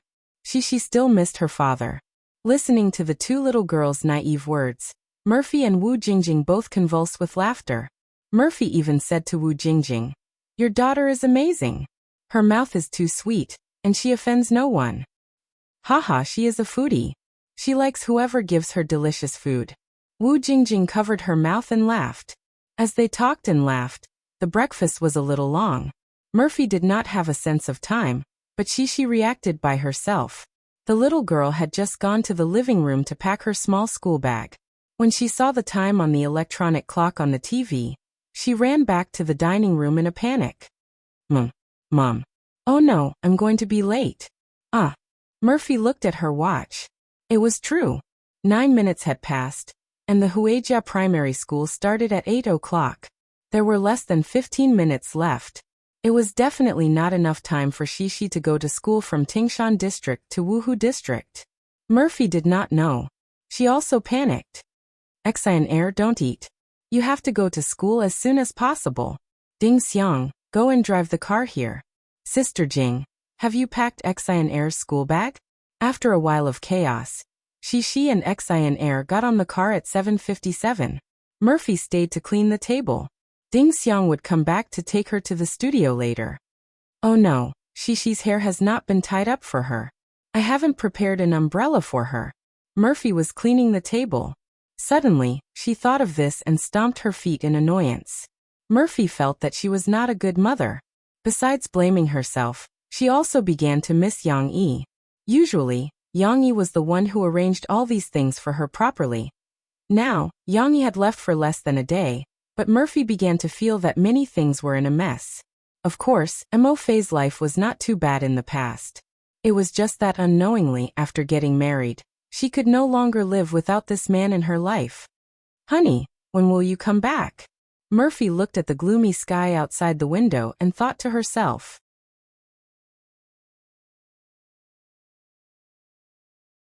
Chapter 893. The morning reading class had already begun. Li Ruolin held her textbook and walked around the class, supervising the students in the class as they read the text aloud. However, her gaze drifted back from time to time and fell on Xishi's empty seat. Lan Xian's seat was also empty. The two little girls in the class had not arrived at school today. She did not know if they were late or if they were absent from school for some reason. Could it be that something happened at home? Li Ruolin thought worriedly. She usually comes very early. She doesn't seem like someone who would be late. Of course, Li Ruolin was leading the morning reading class now. She had to wait until she was free before she called Xishi and Lan Xian's families to ask about their situation. However, not long after, Lu Xuanxuan's figure flashed by the door and waved for her to come out. Li Ruolin was a little surprised. She arranged for her language class representative to continue to lead everyone to study before she hurriedly walked out.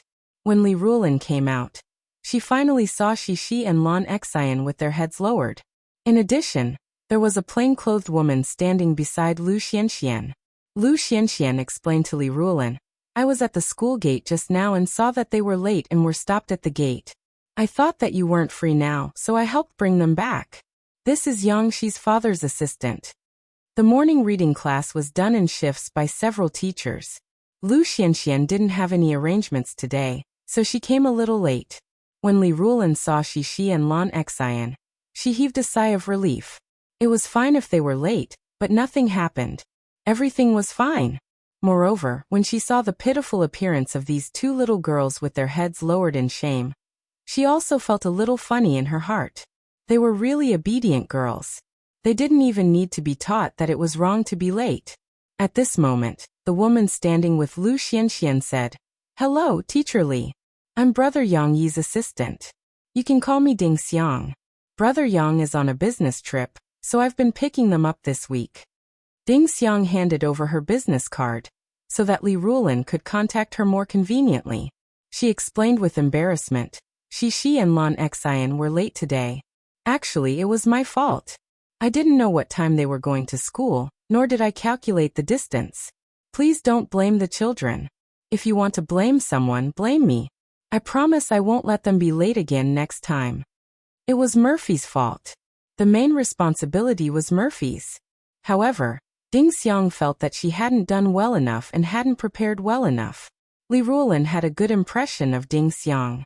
It was drizzling outside today, and although Cici and Lan Xian were a little disheveled, the two girls were not drenched by the rain. On the other hand, Ding Xiang's shoulders and hair were wet even though she was holding an umbrella. It turns out that Mr. Yang went on a business trip. This lateness is pardonable. Just pay attention next time. Li Ruolin smiled. She turned her head and patted Xishi and Lan Xian's shoulders gently. She said softly, You two go back to the classroom first and follow the morning reading. Of course, this lateness could be forgiven, but forgiven didn't mean that there would be no punishment. According to the class rules set by Li Ruolin, children who were less than half an hour late had to go to the teacher's office after school to receive education and stay in class. Whatever time was delayed, they had to make up for it after school. Don't think that such a punishment was a bit too strict. Making such a rule was to let those children who liked to be late establish a correct sense of time. Although Xishi was very obedient and Li Ruolin didn't believe that Xishi would be late often, since the rule had been set, it had to be strictly enforced. There couldn't be double standards. Otherwise, How could this rule and Li Rulin's management convince the public? Seeing that Shi and Lan Xian had entered the classroom, Li Rulin had a simple chat with Ding Xiang. She told her about the rule and also mentioned some of the school's requirements for parents to pick up their children, so that Ding Xiang could pay attention to it. On the other hand, Shi and Lan Xian entered the class dejectedly. Lan Xian was a little better. She lowered her little head, but her eyes were darting around. When she saw that Teacher Li didn't follow them, she immediately raised her head, and the guilty look she had just now was swept away. But for Shi, she really felt sorry in her heart. How could she be late? Being late was equivalent to doing something wrong. The little girl blamed herself so much that she forgot to say goodbye to Sister Ding Xiang and apologized to the teacher. Just now, she kept her head down, afraid that the teacher would scold her. When Cici returned to her seat, Lu Xiaoyu, who was pretending to be reading a book, actually couldn't hold herself back any longer.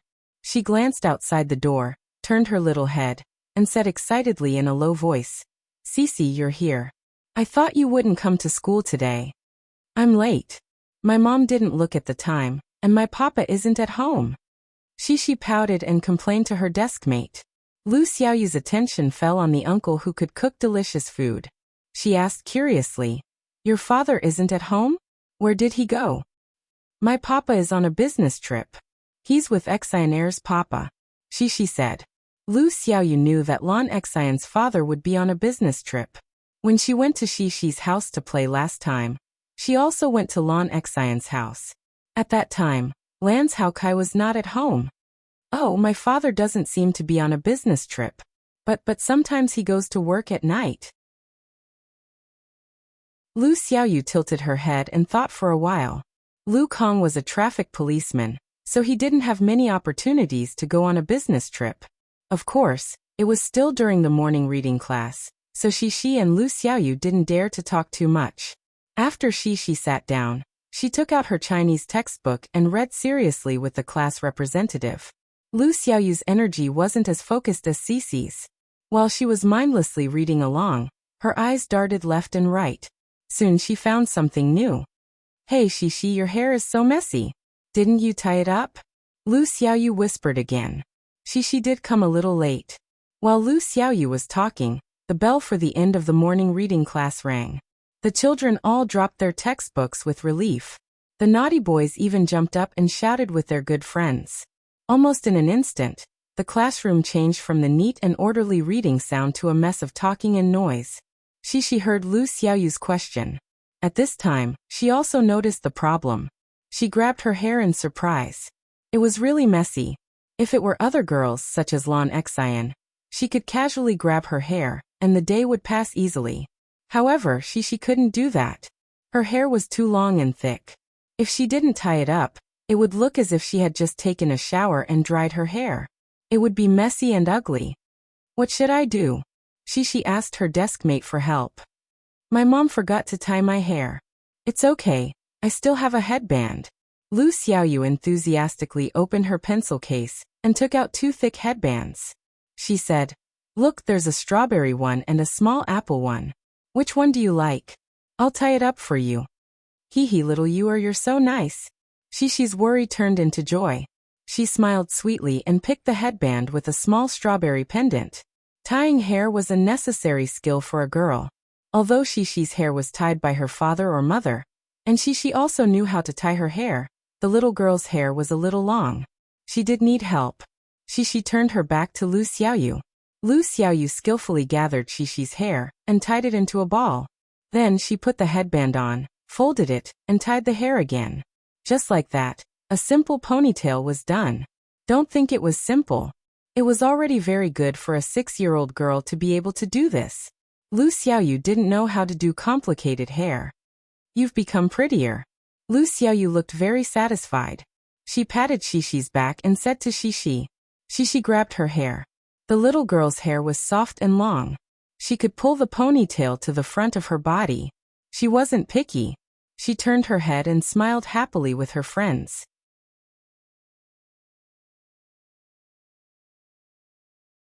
Chapter 894. Papa. In the evening, Yang Yi, who had finished his social activities, returned to the hotel and picked up his phone. Shishi's sweet voice came from the receiver, and the corners of his mouth curled up. At first, the phone screen was a little dark, but soon, under her mother's guidance, Shishi moved her finger away from the camera, and her cute little face appeared on it. "Papa, I see you. Can you see me?" Shishi cried out happily.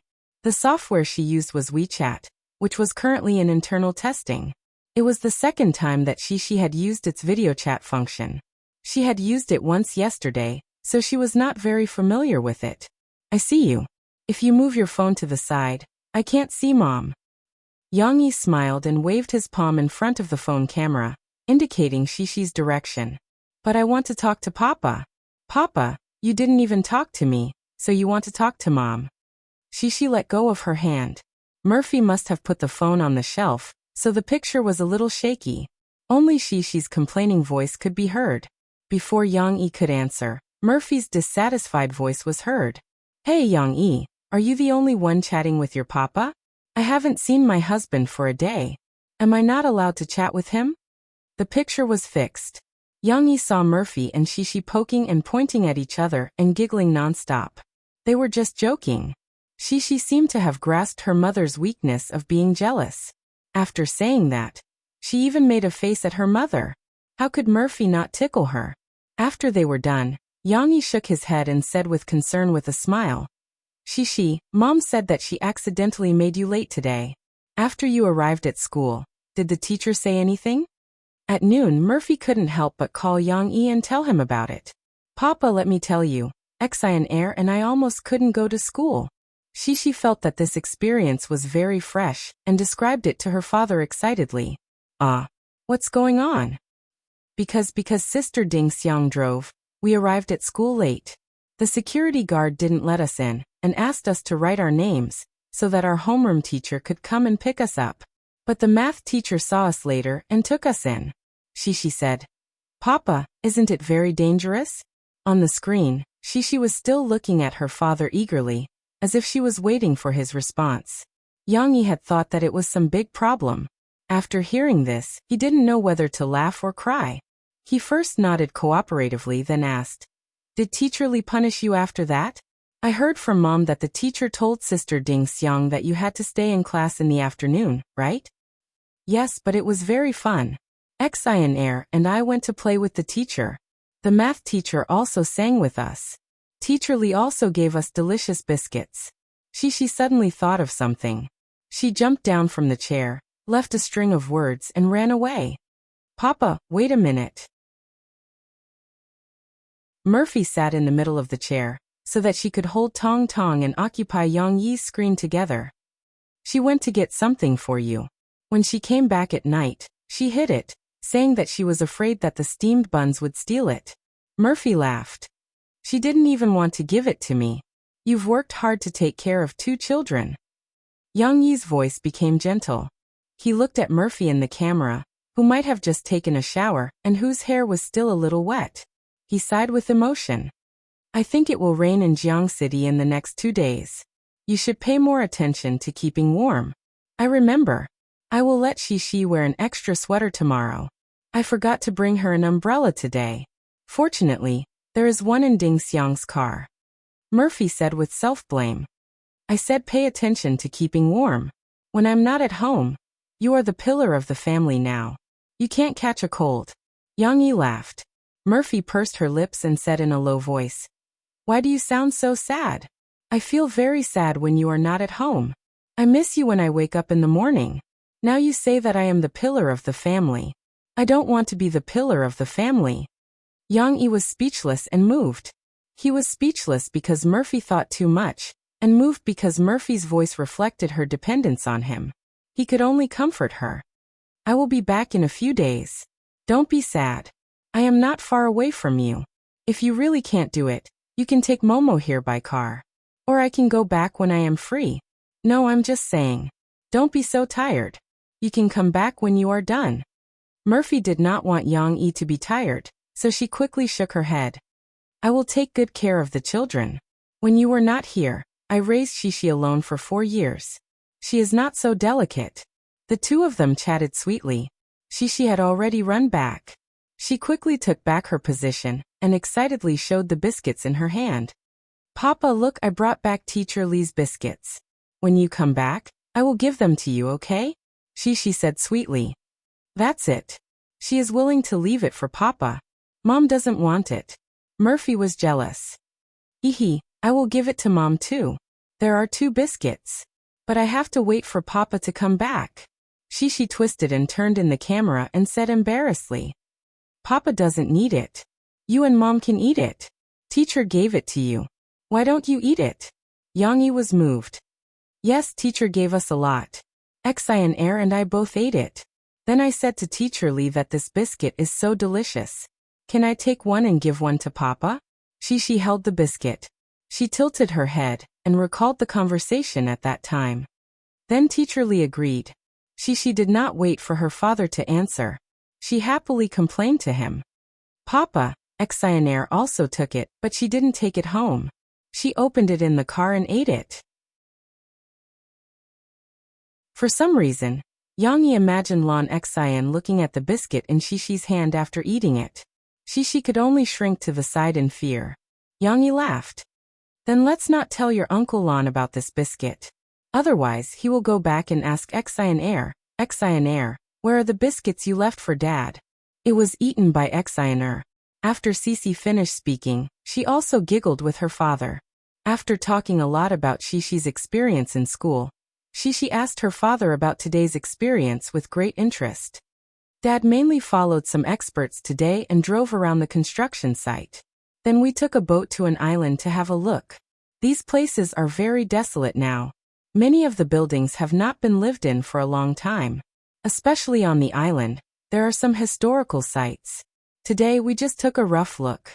In the next few days, we will continue to inspect the site and have meetings to study. Yang Yi said concisely. Papa also took a boat. Shishi was confused. In the end, she only caught this information and said enviously.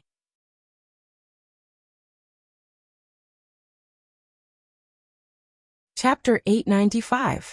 Yang Yi's video call lasted for a long time. After Shishi finished talking, Murphy also spoke. Shishi was just talking to her father happily, but Murphy simply missed Yang Yi. Even in the end, she was just listening to Yang Yi repeat what happened today.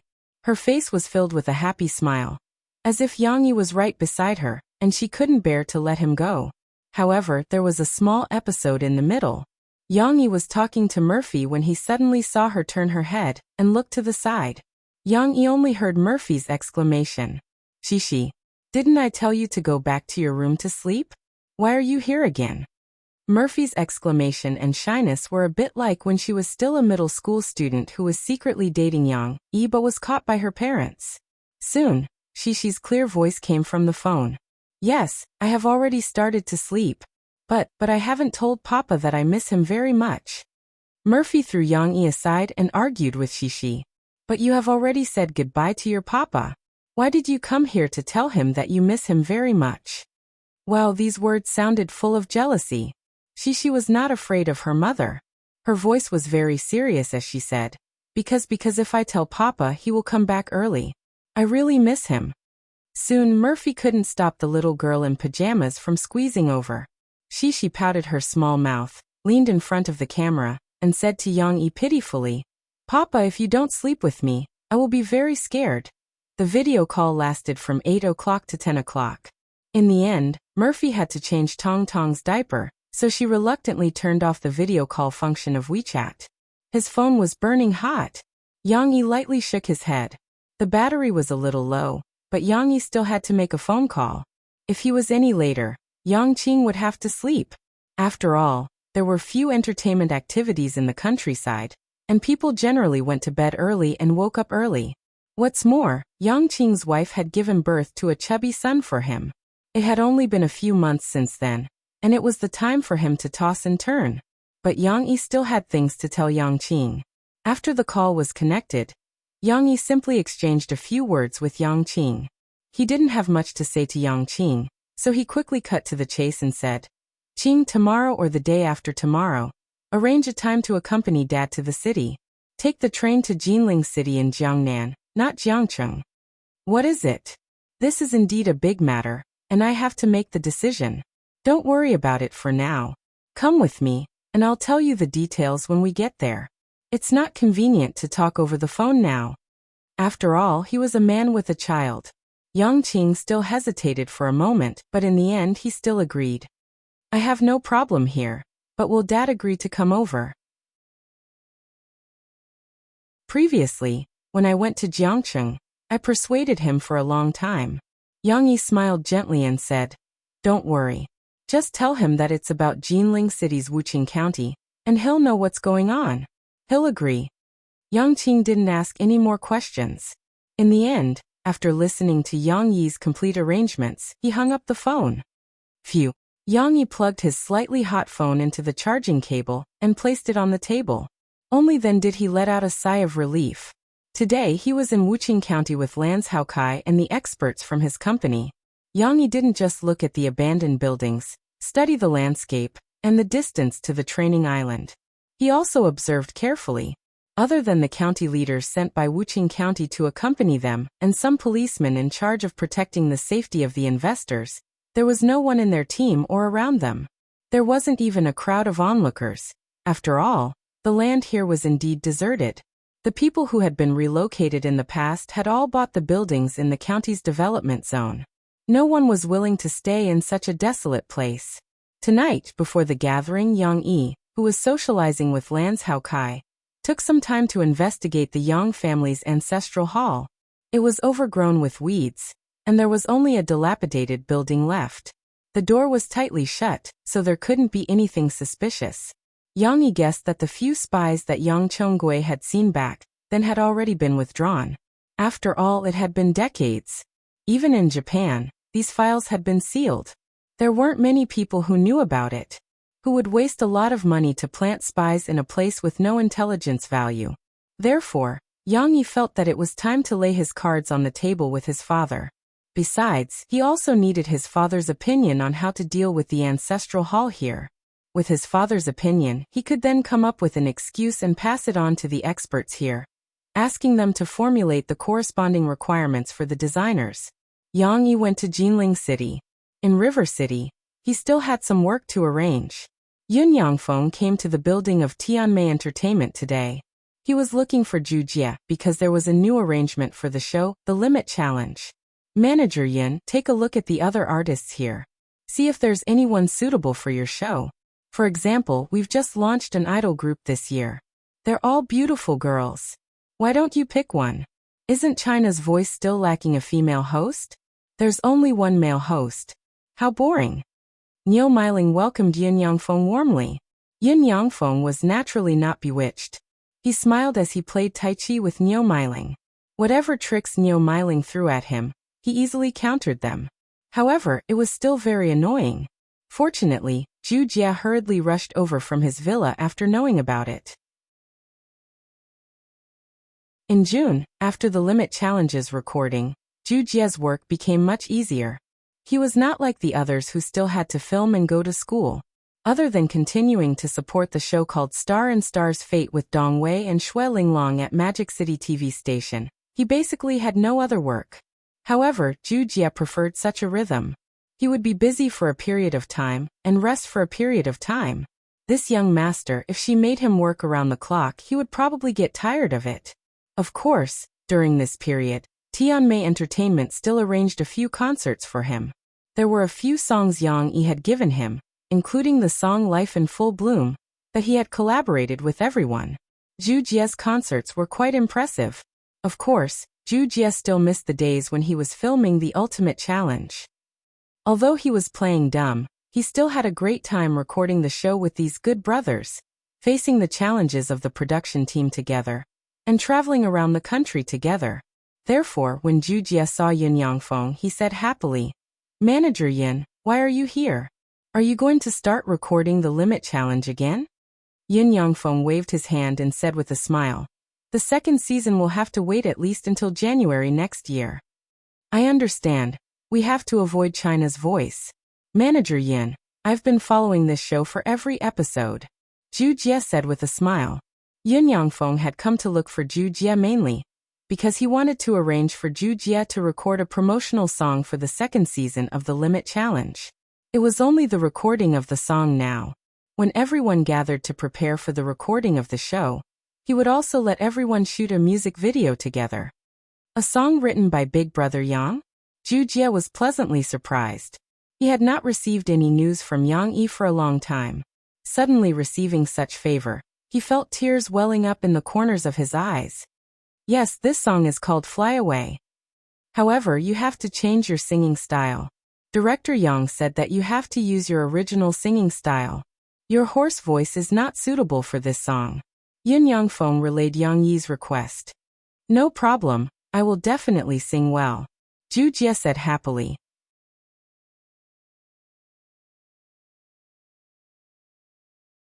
Chapter 896.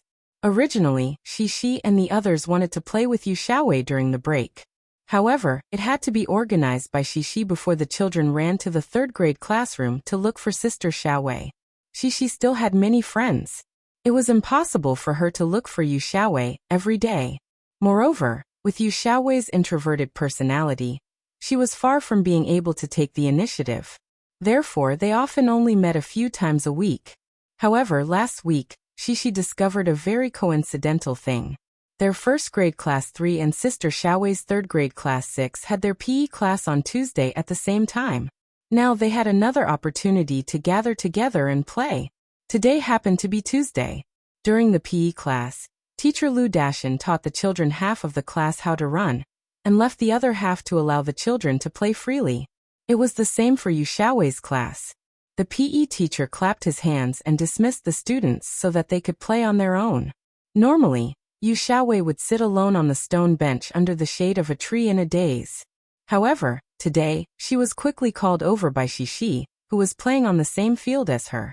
Xixi enthusiastically pulled Yu Xiaowei to participate in the girls' jumping rope game. At first, the two girls who didn't know Yu Xiaowei protested. They felt that Yu Xiaowei was a senior and was taller than them. It was unfair for her to participate. However, Xixi stood her ground. With the support of Lan Xian and Lu Xiaoyu, the minority obeyed the majority. Thus Yu Xiaowei still participated. However, when Yu Xiaowei showed her clumsy jumping rope skills, after all, she rarely exercised, the two girls who were playing with her no longer had any objections. She was such a weak elder sister. She was no threat at all. She would lose in an instant. She could even be a wooden stake to pull the rope. How could they have any objections? Jumping rope was not like jumping rope. The difficulty of jumping rope increased with the height of the rope. The few little girls used all their strength and took turns jumping up and down. Winning or losing was important, but before it was his turn, or when he was at the two ends, the girls couldn't stay idle and chatted. Xixi's papa is not at home, and neither is Lan Xian's papa. Lu Xiaoyu and Yu Xiaowei were pulling the rubber band in front of the stake. She excitedly told Yu Xiaowei this new news. Unknowingly, Lu Xiaoyu's accent had been distorted by Xixi. Fortunately, Lan Xian, who was standing aside and waiting for Xixi, heard the difference. She shouted loudly, "My daddy is not Papa. My daddy is Xixi's daddy." That's right. Why, Xixi, do you call your father Papa? Lu Xiaoyu and Yu Xiaowei pulled the rubber band from their legs to their buttocks and asked curiously. Xixi was jumping rope. The little girl was tall and had long legs. Moreover, she had good jumping ability. She was the best at this game among the girls. She turned her body sideways and jumped forward forcefully. She turned her body in the air and landed steadily in the middle of two parallel rubber bands. Then the little girl's two long legs jumped up again and landed gently. Her feet were now straddling two rubber bands. Then, Xixi stood sideways with her hind legs hooked on the rubber band. She jumped again and landed with her hind legs in the middle of the rubber band, and her front legs outside. She didn't stop there. The little girl's legs outside, with her knees as the axis, turned lightly and stepped into the middle of the rubber band. At waist height, the rubber band started to become difficult. Lan Xian and Yu Xiaowei couldn't jump over it. Lu Xiaoyu also often made mistakes here. Xixi was also struggling. The little girl's ponytail swung back and forth. She was originally very focused on jumping, but now that she heard Lu Xiaoyu's question, She was anxious to answer. In her anxiety, she didn't jump well. When she landed, one of her legs was outside the rope. Ha ha ha. Seeing Shishi make a mistake, the girls who were watching by the side couldn't help but laugh. Next, next. Lon Xian shouted excitedly. She was the next one. She had been waiting for Shishi to make a mistake. It was interesting. Lon Xian didn't like sports, but jumping rope was one of the few games she liked to play. Although she couldn't jump well. The strange thing was that the more she failed, the braver she became. The worse she jumped, the more she liked to jump. Unfortunately, Lon Xian's enthusiasm was limited to this game. After she gave up her position, she panted slightly and answered Lu Xiaoyu's question. Because we all call it that. My mom also calls it that, and then my brother also calls it that. A girl next to her interrupted. I saw on TV that some people also call it that. My dad said that they are from Taiwan. The people there all talk like Shishi. It's very funny. There are also people who call it daddy. Hee, my mommy is from Baodao. Shishi smiled sweetly and said to the girl. But my grandfather is abroad. I haven't been to Taiwan. The children chatted, and soon the topic returned to Shishi and Lon Xian's fathers. Shishi, why did your father and Lon Xian's father go on a business trip together? A girl asked curiously. Because they are going to build a big house. Xian Air's father is building a big house. Shishi gestured with her hands and said seriously. My father and Xian Air's father are going to build a big house together. No, they are going to build a very fun house. There are a lot of games in it. Wow. Lu Xiaoyu was envious. Shishi, can I go and play? Before they could talk much, Lon Xian had already failed. She reluctantly came out of the jumping rope and gave it to a girl behind her. At this moment, Lon Xian also joined the conversation. She waved her hand and said, You can't play now. It will take a long time to build. And it's not called a big house. My dad calls it an amusement park. Yes, an amusement park. Shishi's eyes lit up. An amusement park is even more fun. Lu Xiaoyu's eyes became bright. My father will take me to the amusement park during the holidays. My father will go there too. We have been to the amusement park in Shanghai. Shishi said, not to be outdone. I have been there too. My father is the best. He took me to many amusement parks by plane. Lon Xian said. In the end, only Yu Xiaowei remained silent. Sisi was very considerate and knew how to take care of this little sister who rarely spoke. She turned her little head and said with concern, Sister Xiaowei, did your papa also take you to the amusement park to play? Which amusement park do you like? Yu Xiaowei was stunned for a moment, and her eyes were a little lonely.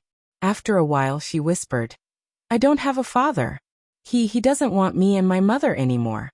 As if she had something to tell her good friend, Yu Xiaowei spoke a lot of words in this sentence. But Shishi and other friends were dumbfounded. What?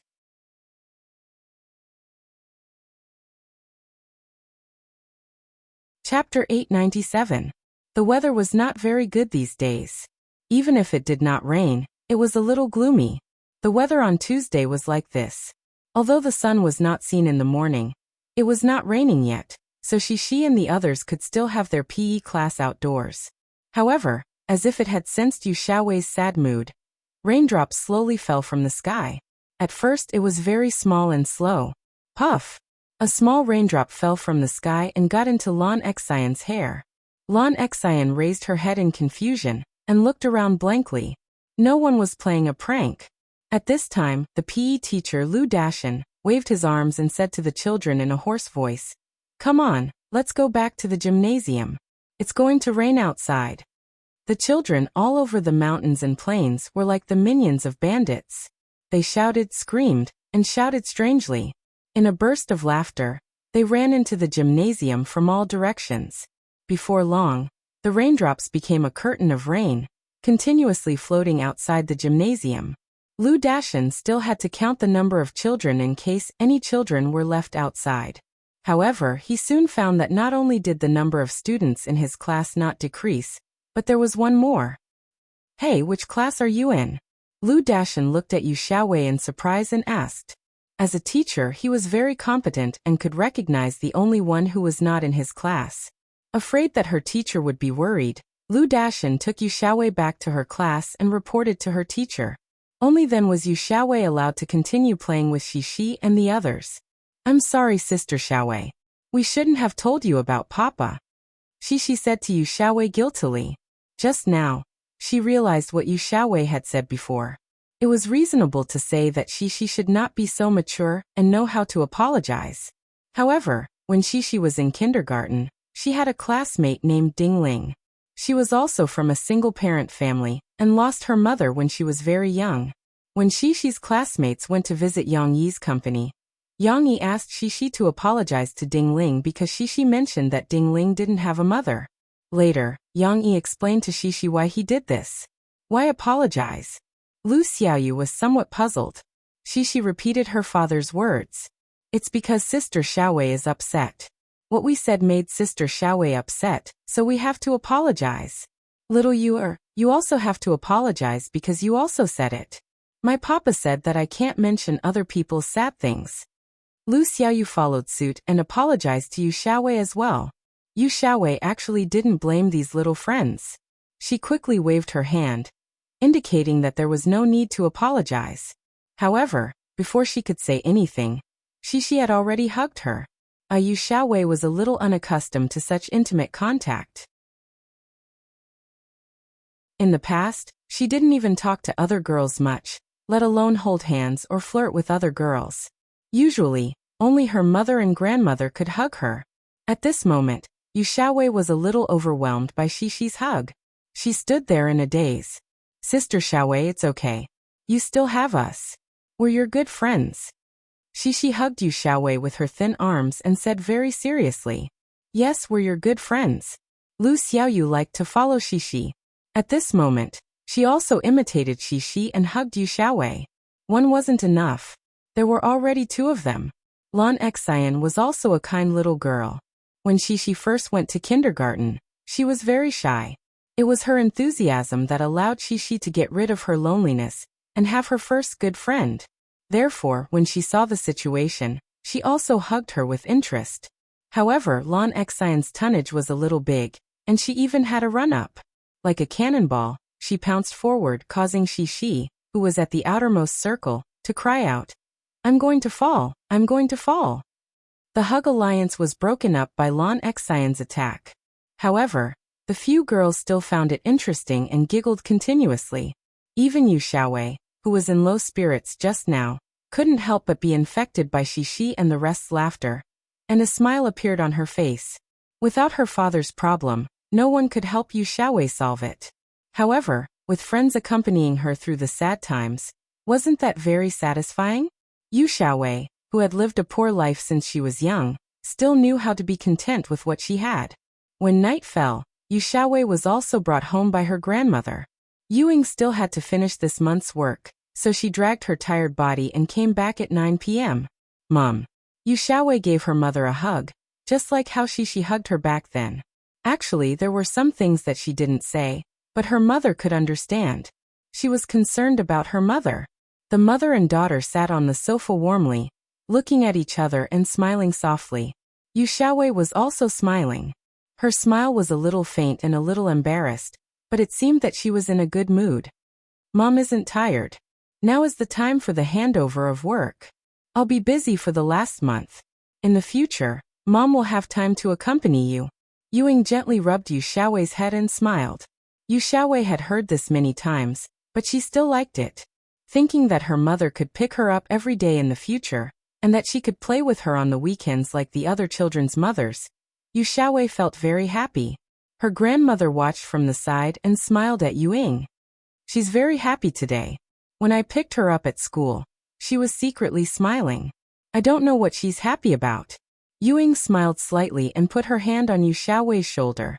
She smiled and said, "What else can it be? It's Tuesday today. It should be her good friends from the first grade who came to play with her again, right?" Yu Xiaowei was taciturn to others, but she would tell her mother everything. Therefore, Yuing knew that Yu Xiaowei had a few good friends from the lower grades. Regarding this matter, Ewing agreed with both hands and feet. Not to mention having good friends from the lower grades. Ewing felt that as long as Yu Xiaowei was willing to make good friends and gradually walk out of her introverted and autistic little world, this was a good thing. Yu Xiaowei was still a little reserved. She gently shook her mother's arm, and then burrowed her head into her mother's embrace. Only then did she smile silently and nod gently. Mommy thinks that your friends are pretty good. They treat you very well too. Didn't you bring back a bag of handmade nougat made by Cece's father last time? Didn't you say that your friend called Cece brought you a bag of handmade nougat? Ewing smiled and said, Mom finally figured out what to give you as a return gift to them these few days. It was worth mentioning that although Shishi's name was very consistent with Yu Xiaowei's favorite book, Shishi's Bedtime Stories, whether it was Yu Ying or Yu Xiaowei, they just thought that it was a coincidence. They didn't even delve into how Shishi's name was written. Who would have thought that those legendary characters were living right beside him? However, Shishi's name also gave Yu Ying an inspiration. She smiled and took a few copies of the first episode of The Little Bubba's Adventure picture book from the bookshelf next to her. Currently, only the first episode was listed. This was the sample book given to her by the publisher. You can give these books written by Mom as gifts, Ewing said softly. If they like to read them, you can tell them that when my mom's new book is out, I will give them new ones. When she said this, Ewing still had a little vanity in her heart. Who didn't want to see their works praised? What's more, Ewing also wanted Yu Xiaowei to be proud of having such a writer mother. Yu Xiaowei happily took the book and nodded her head vigorously.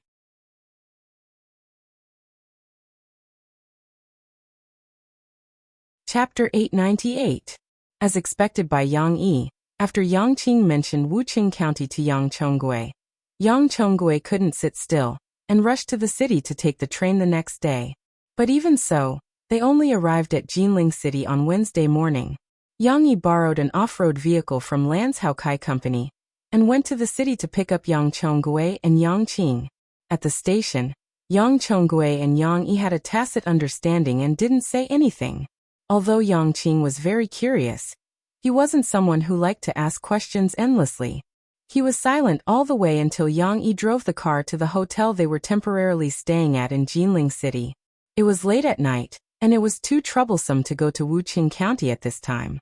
Yang Yi wanted to let his 70-year-old father rest for a while, but after checking into the hotel, the old man's face immediately darkened. He took out the umbrella that he always carried and swung it at Yang Yi. Yang Yi hurriedly blocked it. Although he could feel that the old man didn't use much strength, he could still sense the extraordinariness of this large black umbrella the moment they touched. All the ribs of the umbrella were hard and heavy. They were all made of metal, and it wasn't the aluminum alloy that was easy to break like ordinary umbrellas.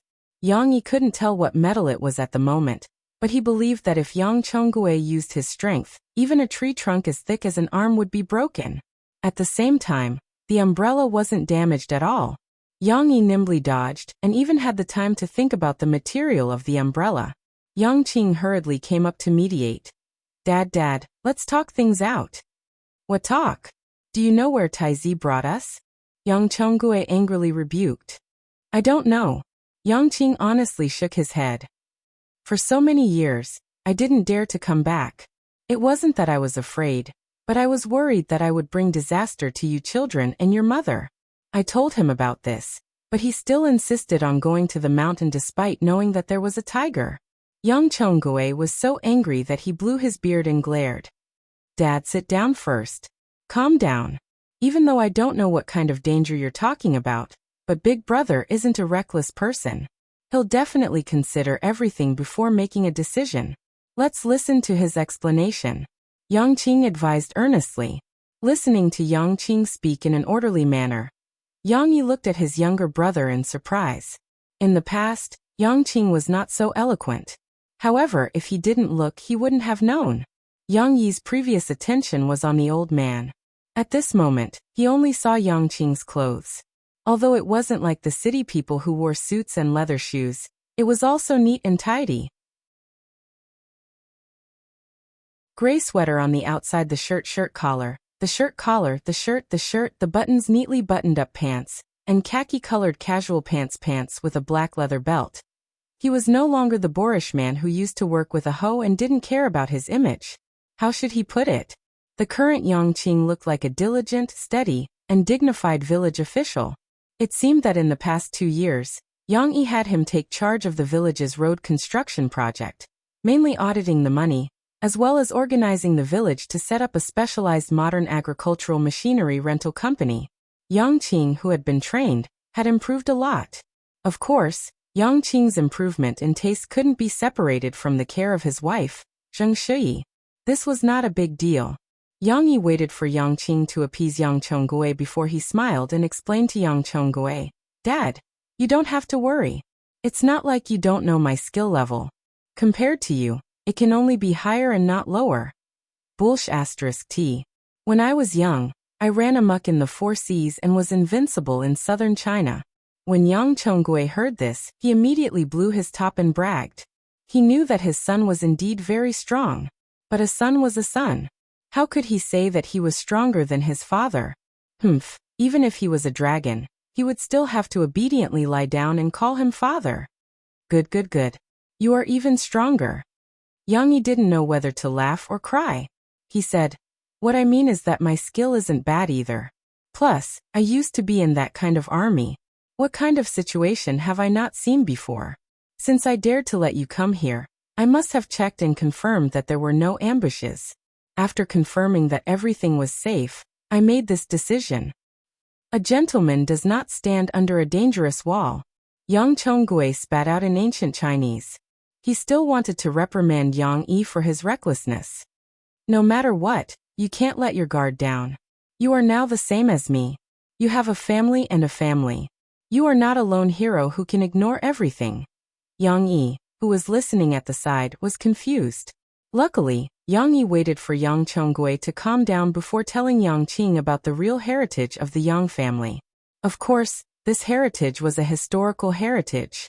The ancestors sold their family property and mobilized troops to save the country. The Yang family didn't have much property left for the descendants, so don't think about having any big treasures. We are the descendants of the Yang family army. After listening, Yang Qing felt that it was a little unbelievable. He stared at Yang Yi with wide eyes, then looked at Yang Chonggui for help, hoping to get some confirmation from him. Yang Chonggui nodded lightly. "I have my reasons for not letting you know about this for so many years.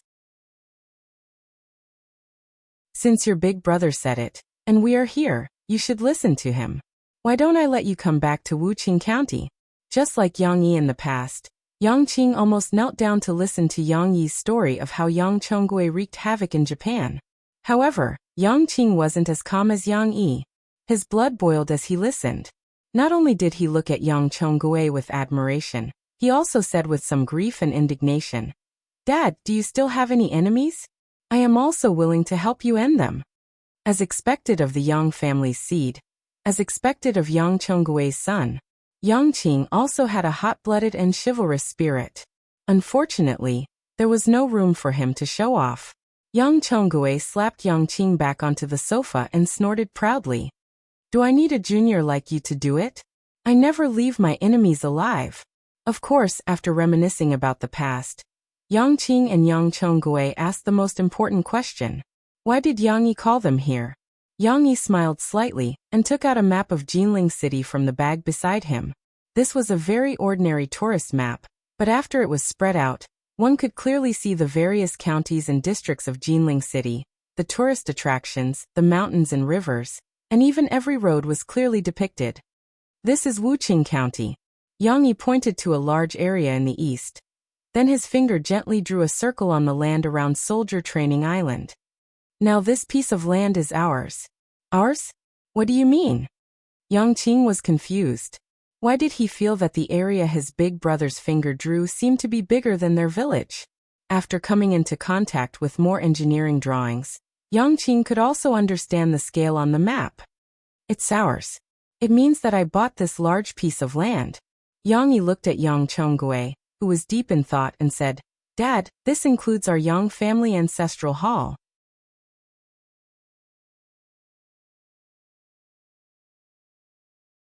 Chapter 899. Yang Yi didn't tell Lan Hao Kai about his relationship with the historical Yang family army. However, Lan Hao Kai wasn't a fool. When he was discussing with Yang Yi about this piece of land, he had already suspected this. Now that he knew that Yang Chonggui was coming, this guess was basically answered. However, Lan Hao Kai wasn't a fool. He was also a smart person.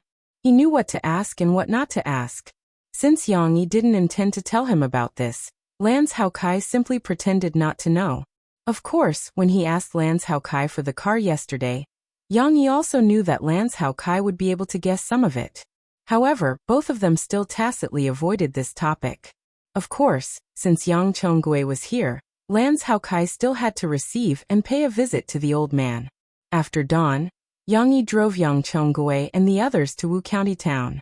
Lan Hao Kai had already arranged lunch. Don't worry, there won't be anyone else accompanying me.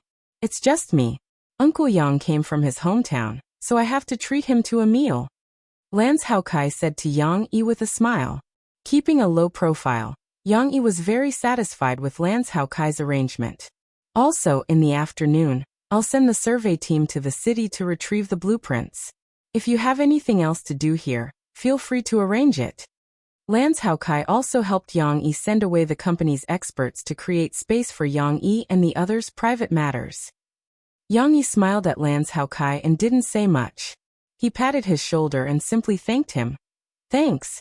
In the afternoon, Yang Yi, Yang Chonggui, and Yang Qing appeared outside the tightly shut Yang family ancestral hall. These few days, the weather in Jiangnan was not very good. It was gloomy. Although it was not raining in Wuqing County, looking at the sky, it felt like it would rain at any time. The Yang family's ancestral hall was already in ruins. It was said that the candlesticks, incense burners, and other ironware that could be sold for money had all been stolen. The door lock had also been changed several times. Of course, after there was nothing left to steal, even thieves were too lazy to come here. The door lock was rusty and the path by the door was overgrown with grass. Behind the Yang family's ancestral hall was an unfinished building. It was only 5 stories tall before it was abandoned by the developer. Obviously, when the land was developed in the future, this unfinished building would still have to be demolished. Yang Qing also noticed this problem. He looked up and said to Yang Yi, "Brother, when the time comes to demolish this building, you must be careful. If it falls, this place will be gone too." Yang Yi smiled and nodded. He naturally noticed this matter, but the key now was not the problem of this unfinished building. Yang Yi's attention was focused on Yang Chonggui, who was deep in thought. Yang Chonggui had not returned here for decades. After having a child and a wife, Yang Chonggui was no longer the fearless hero he used to be.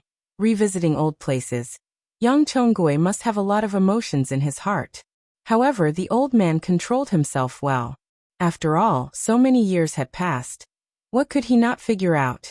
He only stayed in his memories for a short while, then looked up and nodded at Yang Yi.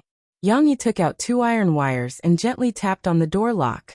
Although it was rusty and strenuous, because Yang Yi had opened it once before, he still opened the door with ease.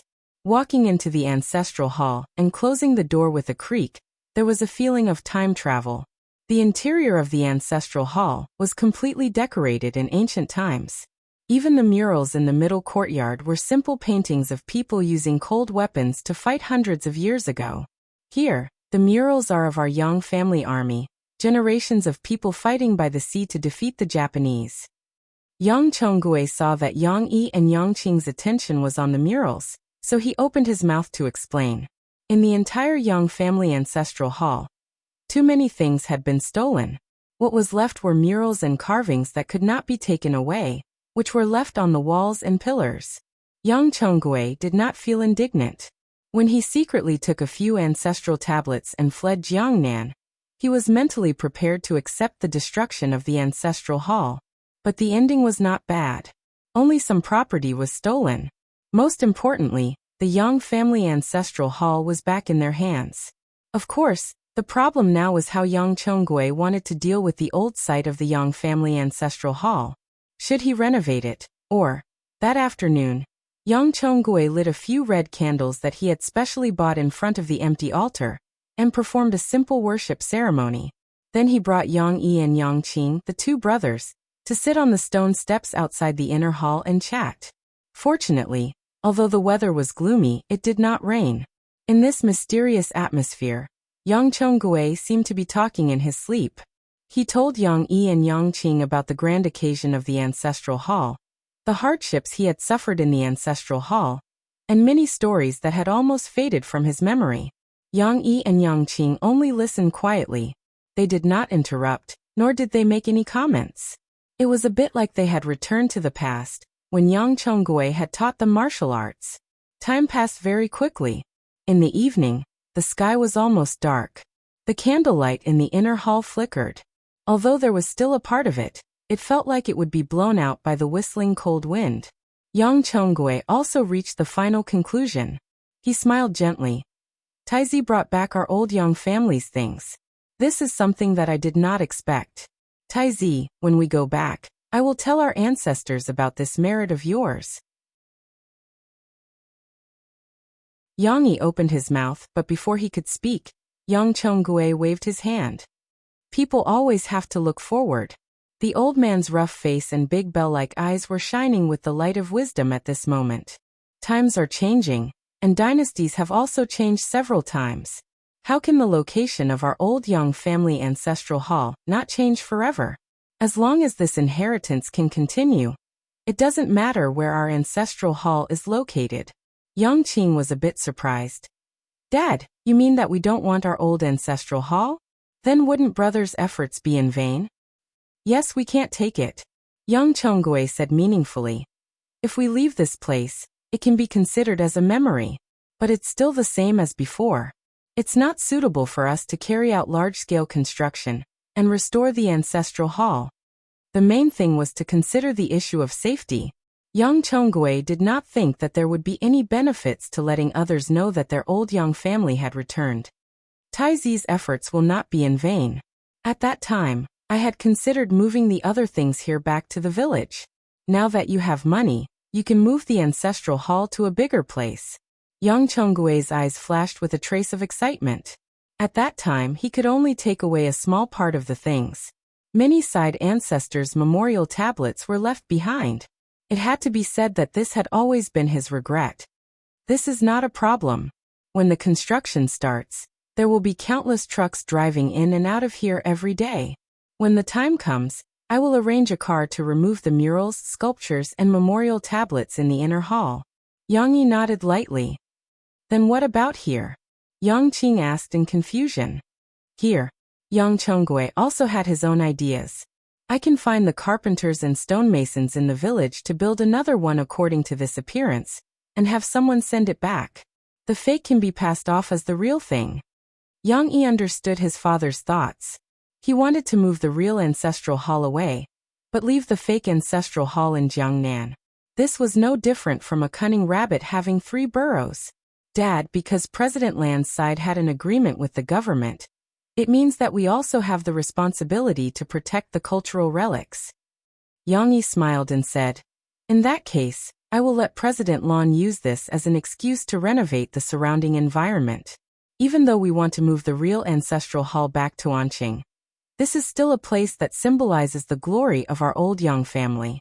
If we simply clean it up, it won't be easy for others to see through it. It can also be well protected. In the future, when Shishi, Chunchen, and Qingzi's children grow up, we can also bring them here to have a look and prove the greatness of their ancestors. Yang Chongguei weighed the safety issues and nodded solemnly, saying, simple is fine.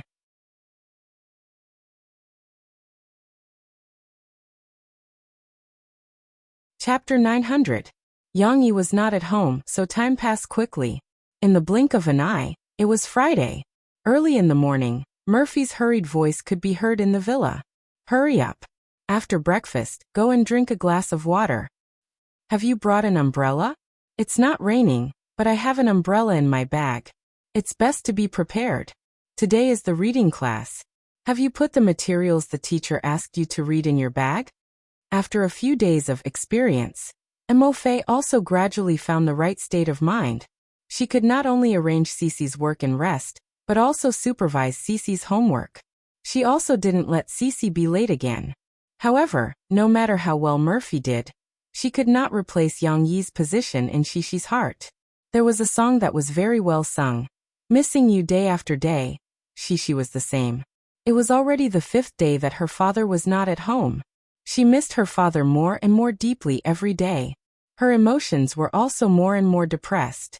When she woke up early in the morning, the little girl was dispirited. She pouted and did not want to talk. Her face, which originally had some baby fat, seemed to have slimmed down a little. Perhaps the little girl missed her father too much. Seeing this, Murphy felt a little sad. She squatted down, opened her arms and said softly, "Come here and hug Mom. Don't be sad. Papa will be back soon." Last night, when you had a video call with him, didn't he promise you that he would be back in 2 days? Cece still understood the logic, but she just missed her father. Therefore, although she hugged her mother, she still looked unhappy when she got into Sister Ding Xiang's car. Ding Xiang comforted her as she drove, but it did not have any effect. No one could persuade her about this matter. Although she was in a bad mood, the weather was good today. The sky of Rivertown had been gloomy for a few days. Today it finally cleared up. The sun hung lazily in the sky. It was not as dazzling as it was in the summer, but the bright and clean appearance of the world gave people a more positive impression than the cloudy weather.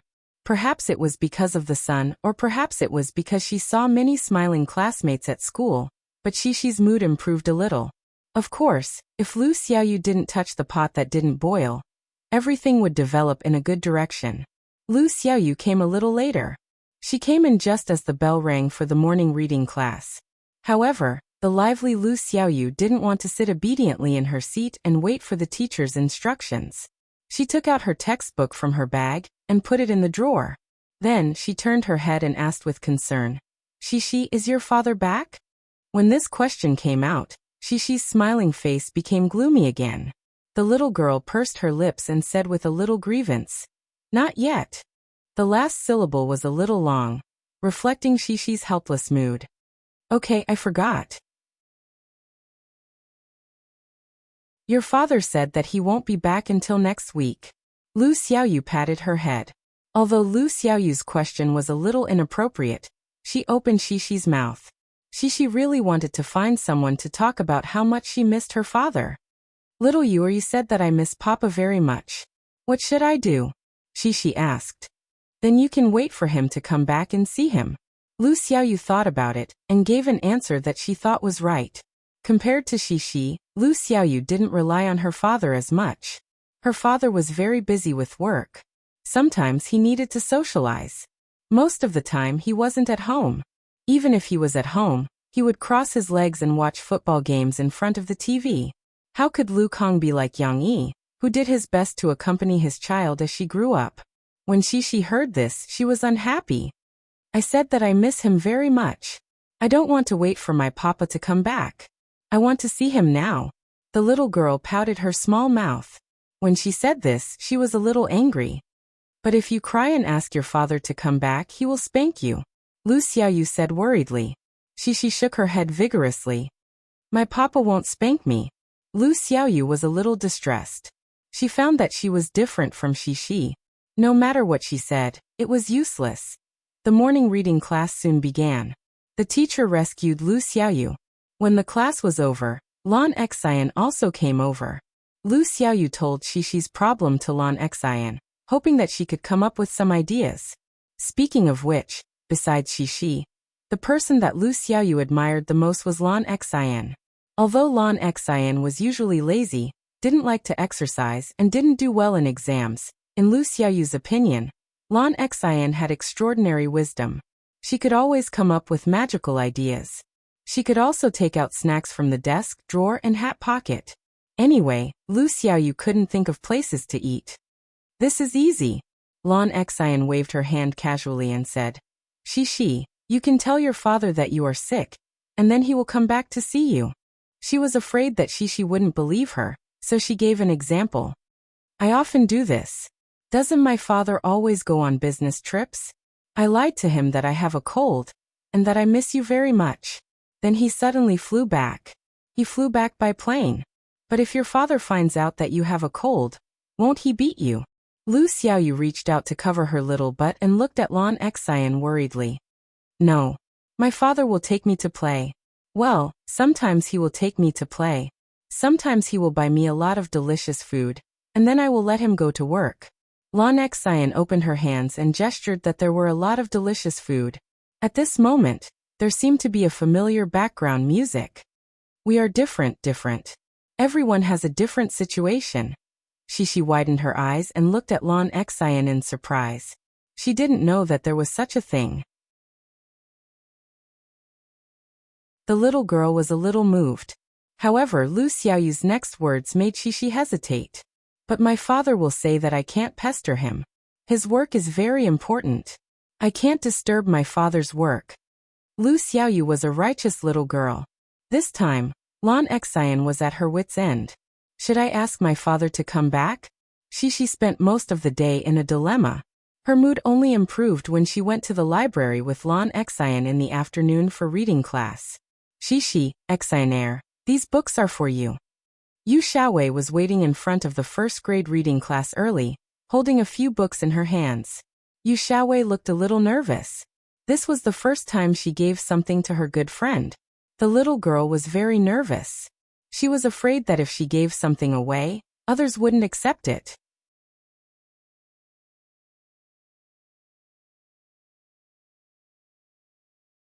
Chapter 901. Yu Xiaowei was very nervous. She was so nervous that she couldn't even speak properly. She just said, "These books are for you." She didn't say why and just stuffed the books over. After stuffing the books over, Yu Xiaowei looked at Shishi and Lan Xian eagerly, waiting for their reactions. Fortunately, Shishi and Lan Xian didn't care. They were happy to receive gifts. Sister Xiaowei, I love reading books. Shishi excitedly took the books. Wow. It's a book with beautiful patterns. Lan Xian exclaimed when she saw the colorful patterns on the cover.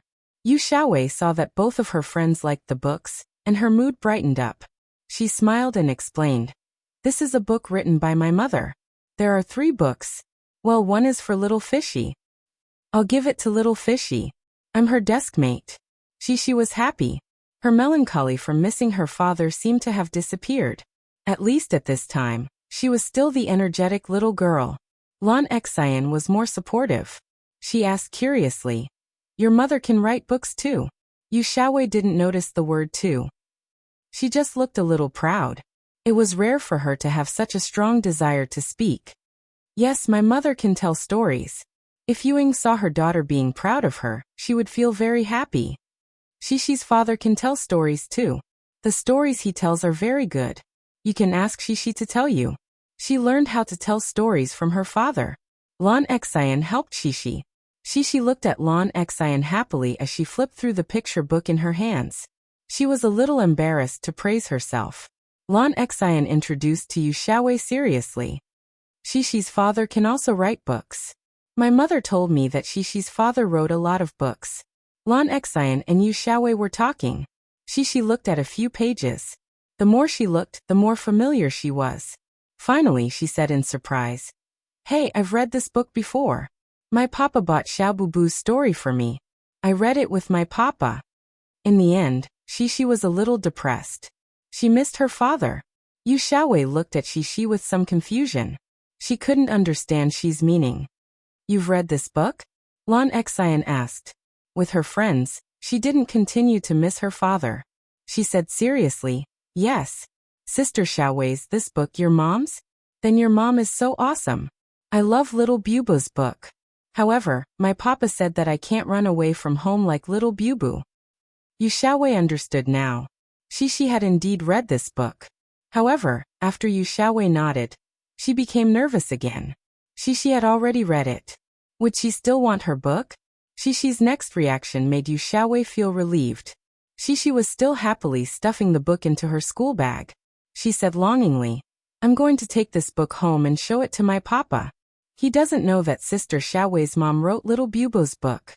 For Shishi, how could she refuse a gift from Sister Xiaowei? Yu Xiaowei breathed a sigh of relief. She didn't know what to say.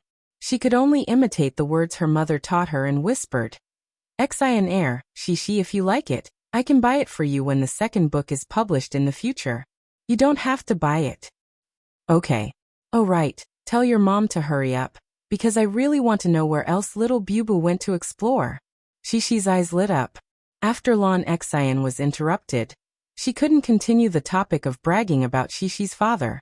Shishi and the others also didn't continue the conversation, because their respective reading classes were about to start soon. After Yu Xiaowei said goodbye to Shishi and Lan Xian, she also hurried to her classroom. Shishi returned home in the evening. After happily telling her mother about the new things that had happened today, she started to do her homework. The little girl's mood became sad again, because she remembered that her father hadn't urged her to do her homework for a long time.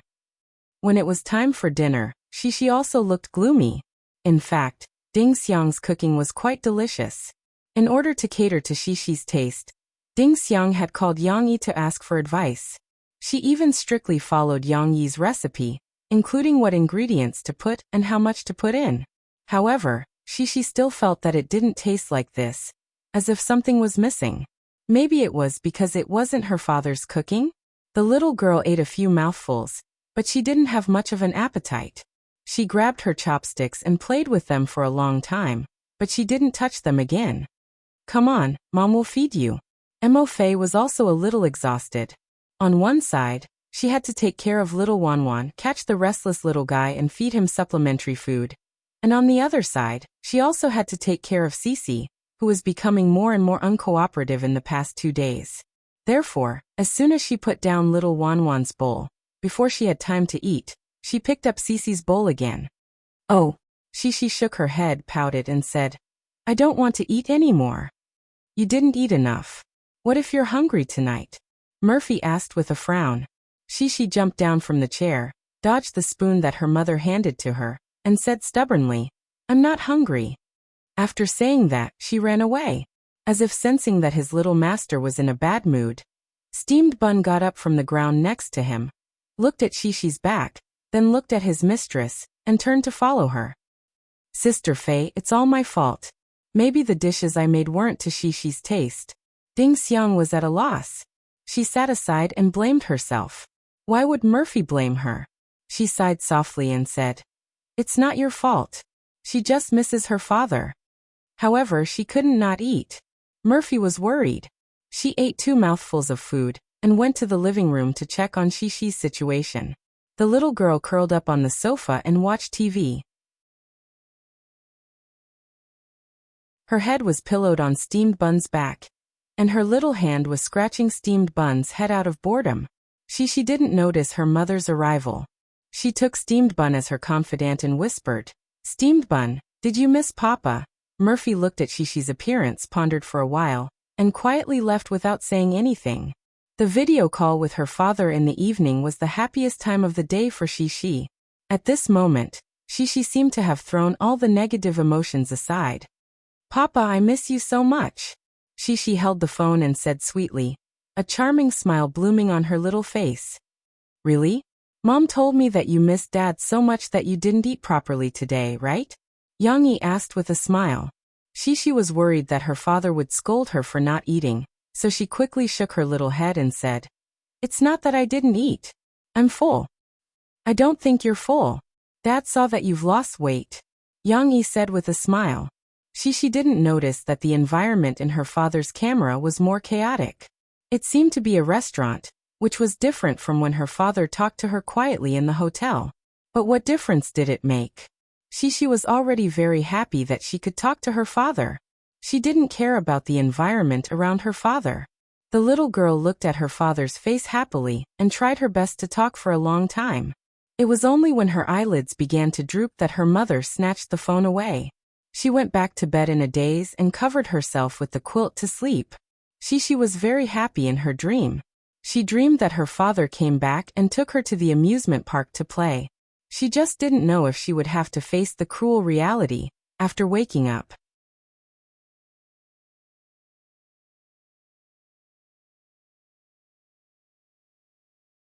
Chapter 902. The bright and beautiful sunlight shone through the floor-to-ceiling windows into the warm and fragrant bedroom. On the large pink bed, There was a little princess curled up in her bed. She clenched her small fists as if she was holding on to something. In her sleep, she even revealed a faint smile. This was like a beautiful painting that was specially drawn. The girl's face was also like an exquisite work of art. She had beautiful eyebrows and was as delicate as carved jade. She was fresh and cute. Even her long eyelashes seemed to have been drawn with a dark color brush, making people unable to put them down. The sun was about to hit her but her mother still hadn't come to wake her up. Of course, because it was the weekend, she could sleep a little later. However, the little girl didn't seem to be able to sleep in because she heard the door lock click. The energetic Bao Bao pulled on the handle and pushed open the large bedroom door with his hind legs. Steamed Bun was very excited. He jumped onto the bed and then used his 2 front feet to step on Shishi's arm and shake it. Woof woof. Steamed Bun's noise woke Shishi up. The fluffy-haired little girl sat up in a daze. She stared blankly for a while before she realized that she had just woken up.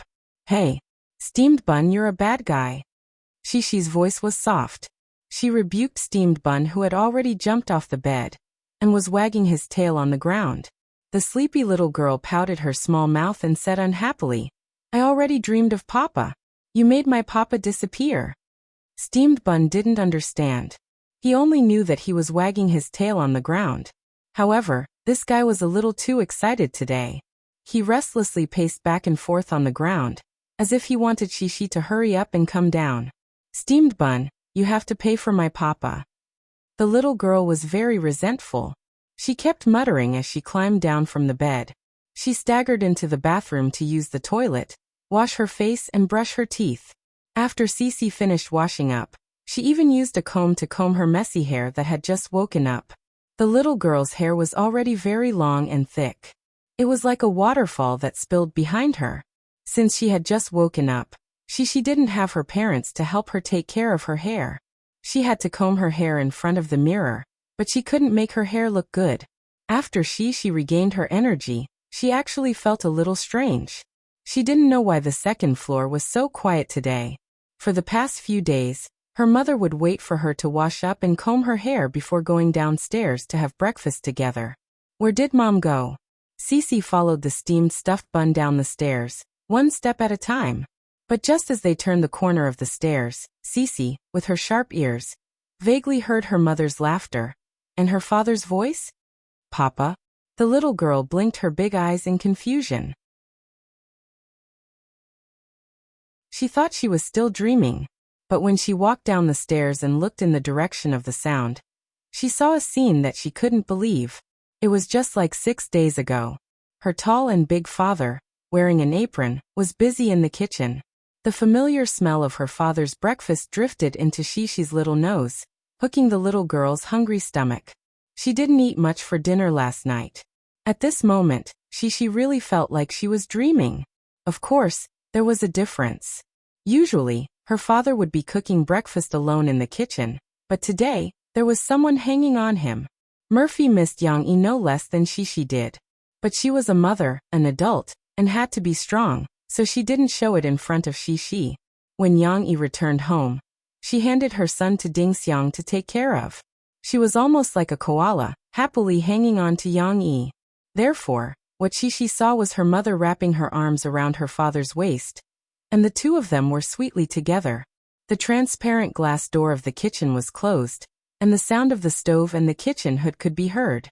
Yang-yi and Murphy were so focused on their sweet love that they didn't notice Shishi coming down from upstairs. Yang-yi was still talking and laughing, picking up a piece of scrambled egg with his chopsticks and feeding it to Murphy. It was as greasy as it could get. Shishi blinked her big eyes for a long time before she came back to her senses. It was as if a light flashed through the little girl's mind, and she understood. This wasn't a dream. Daddy was really back. She was extremely excited and aggrieved. The little girl pursed her lips and ran over. Under the surprised gazes of her father and mother, she opened the kitchen door and plunged her head into her father's arms. Shishi, you're up?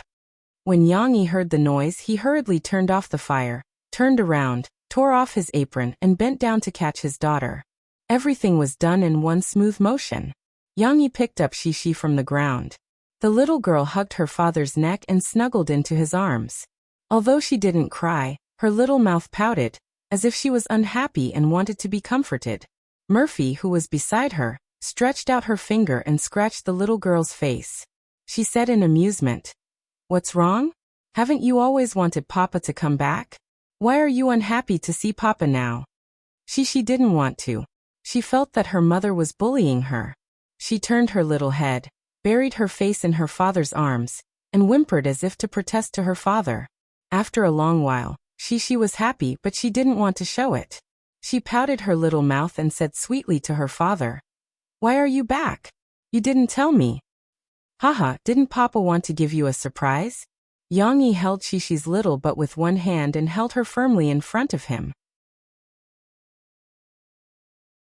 He gently combed Shishi's hair with the other hand and said with a smile, "Your mother called me at noon yesterday and said that you miss Papa very much. Then she called me last night and said that you didn't want to eat, so Papa rushed back overnight." "Really?" Shishi was like a little fangirl. She held her little hands in front of her body and stared at her father's face with her big eyes. "Yes, didn't Papa have a video call with you last night?" Yang Yi smiled. "At that time, Papa was already on the road. In order to continue the video call with you, Papa specially found a roadside restaurant. So that was the case. No wonder the background of Yang Yi's video call last night was so messy." However, Sisi wouldn't think too much about this. When the little girl heard that her father had rushed back for her, she felt sweet in her heart. She had long forgotten to think and complain. She smiled happily, and her eyes seemed to be blooming with brilliance. "Papa was thinking that after making breakfast, I would go upstairs to wake you up. I didn't expect you to get up on your own," Yang Yi said softly. Shishi pointed outside. Steamed Bun was not allowed to enter the kitchen, and was obediently staying in the dining room. She smiled and said, "It was Steamed Bun who woke me up. It was all Steamed Bun's fault. If it hadn't woken her up, it would have been her father who woke her up."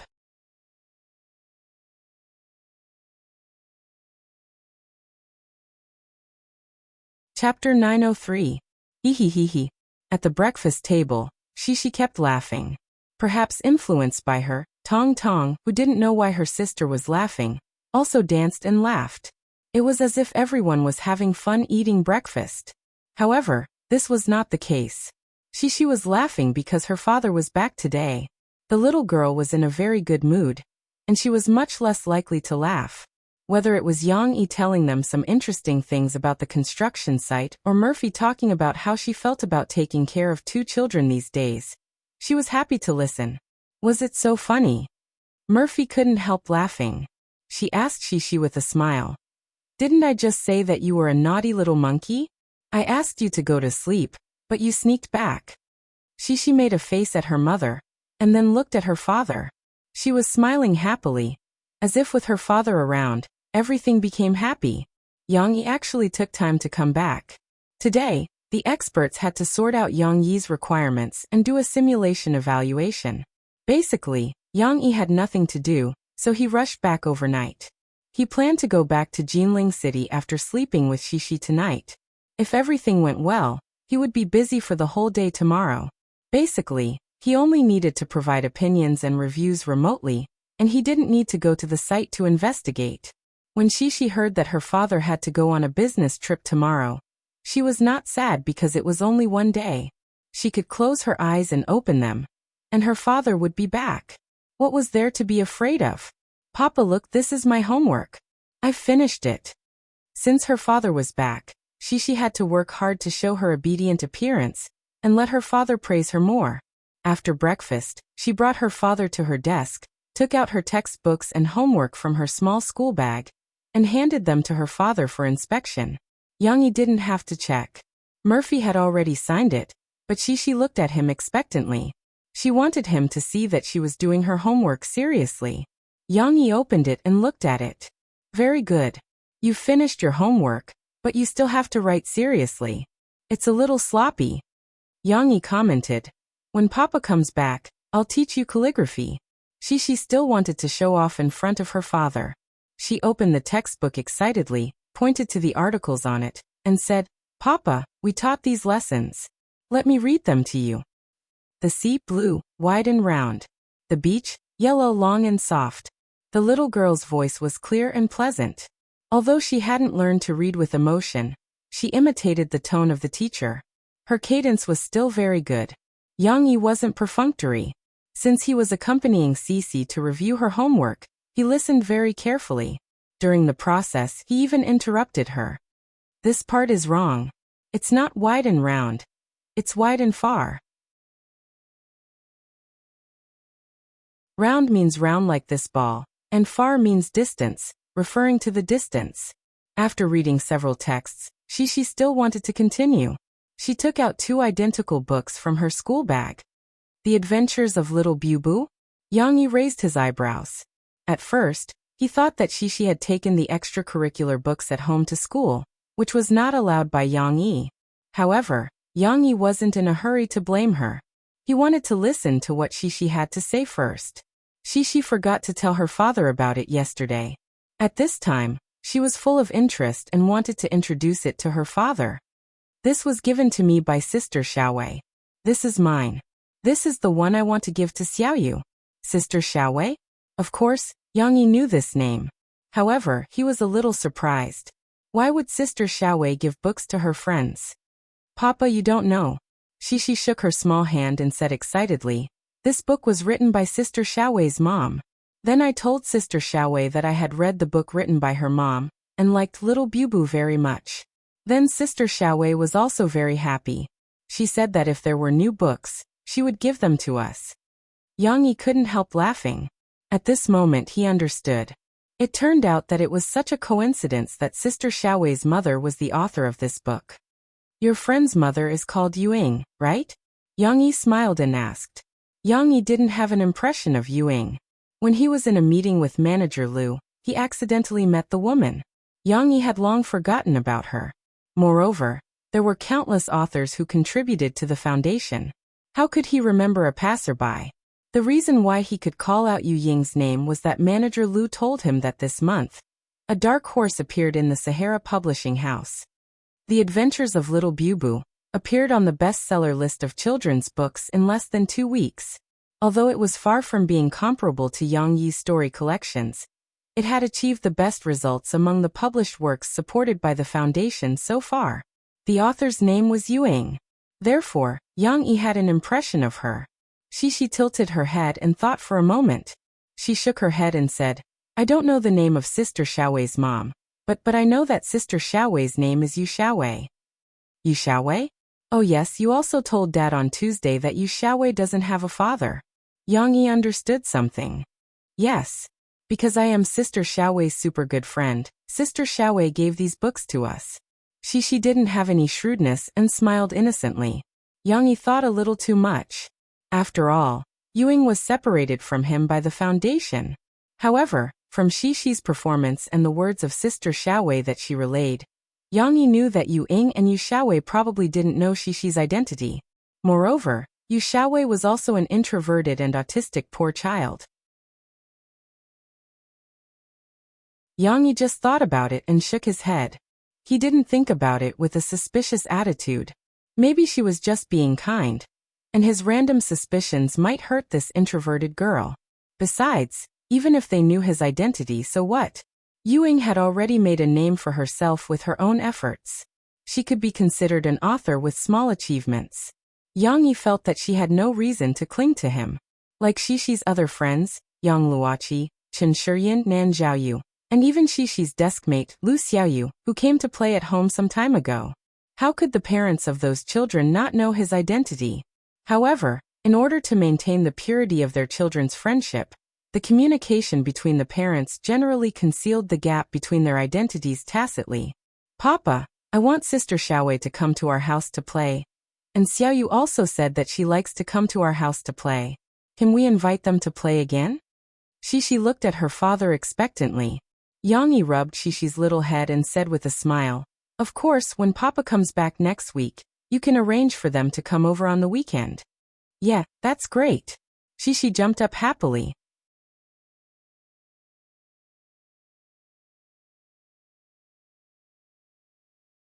Chapter 904. The filming for The Shawshank Redemption was completed in September.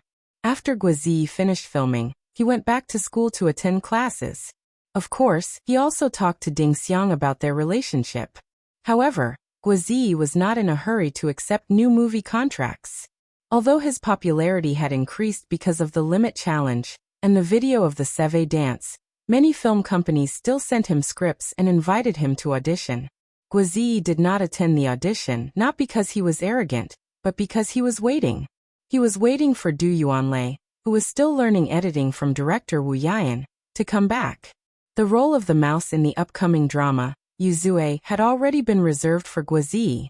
Of course, in order to play this role well, Guo also used his connections in the police station to help him hire a master who knew how to cheat to teach him how to play cards.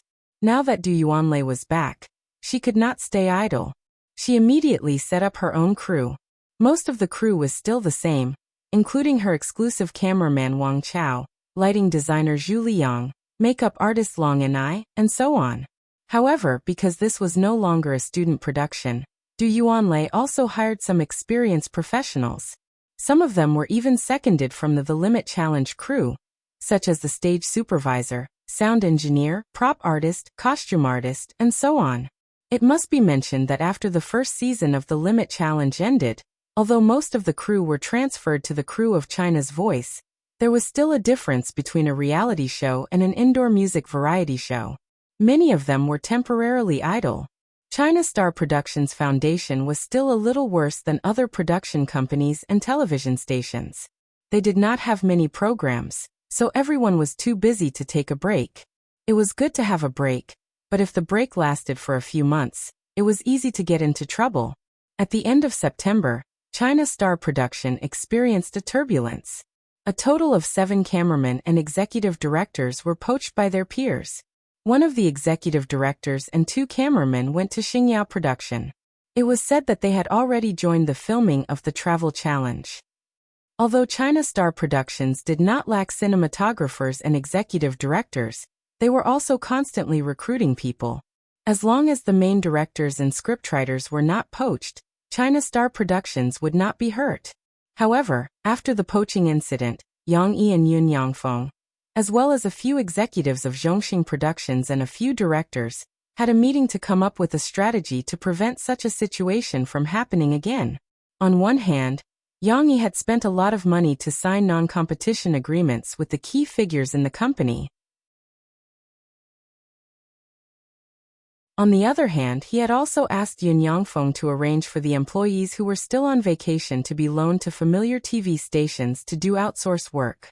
The company's commission was very small, and was only used for daily operations. The remaining profit that was not taken was also considered some benefits for them. There was no need to talk about these unpleasant things for the time being. It was better to return to the set of Du Yuanlei's remaining sin. While Du Yuanlei was preparing for the filming of this TV series, she had also begun a nationwide casting call. Many roles, including the main character, remaining sin, were still available. 2 years ago, when they were filming Fairy Tale and The Fugitive, both Du Yuanlei and Yang Yi were still unknown in the film and television industry. Du Yuanlei had to rack her brains to find suitable actors. Some actors had even rejected the invitation to audition because they looked down on her. If it were not for the fact that Du Yuanlei was highly valued by some teachers in the film school of River City's Media University, and had invited some actors with good acting skills to support her, and even taught Jiang Lei, the old man would have rolled up his sleeves and entered the scene personally. The filming of The Fugitive might not have gone so smoothly. Now the situation was completely different. Du Yuanlei was considered a director who had entered the 100 million box office club. Many small-time actors who wanted to be famous would not dare to look down on her. Even if some actors who were already famous and some management companies who had a lot of resources in their hands might still look down on Du Yuanlei, they could not ignore Yang Yi, who stood behind this TV series. Yu Zue was written by Yang Yi after all. Yang Yi could be said to be the most bug-like existence in the entertainment industry in recent years. As long as someone was related to him, whether they acted in his movies, sang his songs, or appeared on his shows, everyone's popularity would skyrocket. Of course, the most important thing was that Yang Yi's works were all successful. Fairy tale was the ancestor of micromovies. Despite the proliferation of micromovie competitions in recent years and the endless number of good works, it was still the benchmark of micromovies. Countless film schools and teachers could not avoid this micromovie that was similar to a music video when it came to micromovies. The Fugitive had made a name for itself during the off-season, and had also earned hundreds of millions in the box office. Its unique and humorous plot had won unanimous praise from the audience.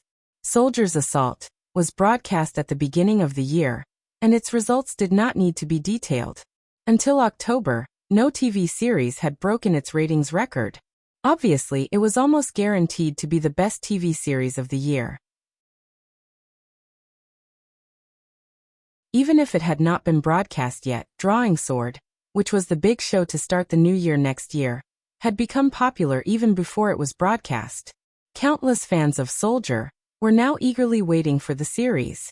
With so many successful works as a foundation, Yang Yi's new TV series project as the screenwriter naturally received strong attention from the industry from the beginning. As soon as Du Yuanlei's news was released, she received countless audition requests. Du Yuanlei and the crew were so busy dealing with these requests that their heads were spinning. They hadn't even officially arranged for the actors to come to the audition yet.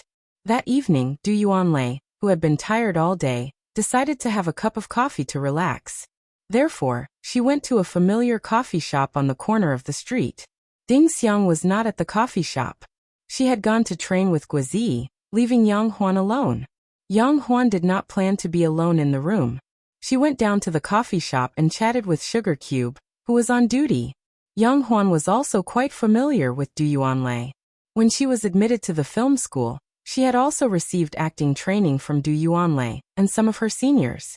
The two lonely people chatted, and Du Yuanlei even gossiped about the relationship between Guizi and Ding Xiang. Guizi had pursued Du Yuanlei before, but that had been a long time ago.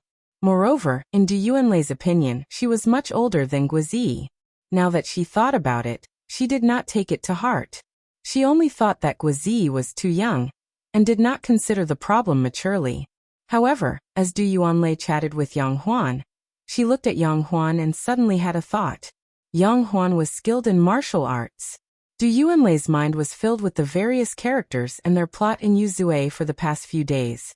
When she saw Yang Huan, Du Yuanlei thought of Lin Yujing, the policewoman of the narcotics unit, who had a complicated emotional entanglement with Yuzue. Many actresses had submitted their resumes for the role of the female lead, hoping to audition for it. However, Du Yuanlei had seen their resumes, including some of their videos, and realized that most of them were just flowery and impractical. Each and every one of them was delicate. How could they play the role of this shrewish and skilled policewoman well? Yang Huan was different. She knew martial arts, which was her advantage. In the Limit Challenge, Yang Huan was very shrewish, not delicate at all, which was very similar to Lin Yujing. Moreover, Yang Huan was tall and slender, and her looks were passable. In the end, Du Yuanlei looked meaningfully at Yang Huan's bulging chest. Well, the size is not bad. It should be enough if you stuff it with something. Du Yuanlei suddenly became silent, and Yang Huan also noticed that Du Yuanlei was sizing her up. Yang Huan was creeped out by Du Yuanlei's last look. She pulled her coat and asked curiously, "Sister Du, why are you looking at me like that?" Du Yuanlei smiled and did not explain her behavior. Instead, she said directly, "Huan Huan, are you interested in auditioning for a role in my crew? Let's see if you are suitable for the role." You're tuning in to the Earbook Haven YouTube channel. Don't forget to subscribe and join us on this journey to catch the most captivating stories.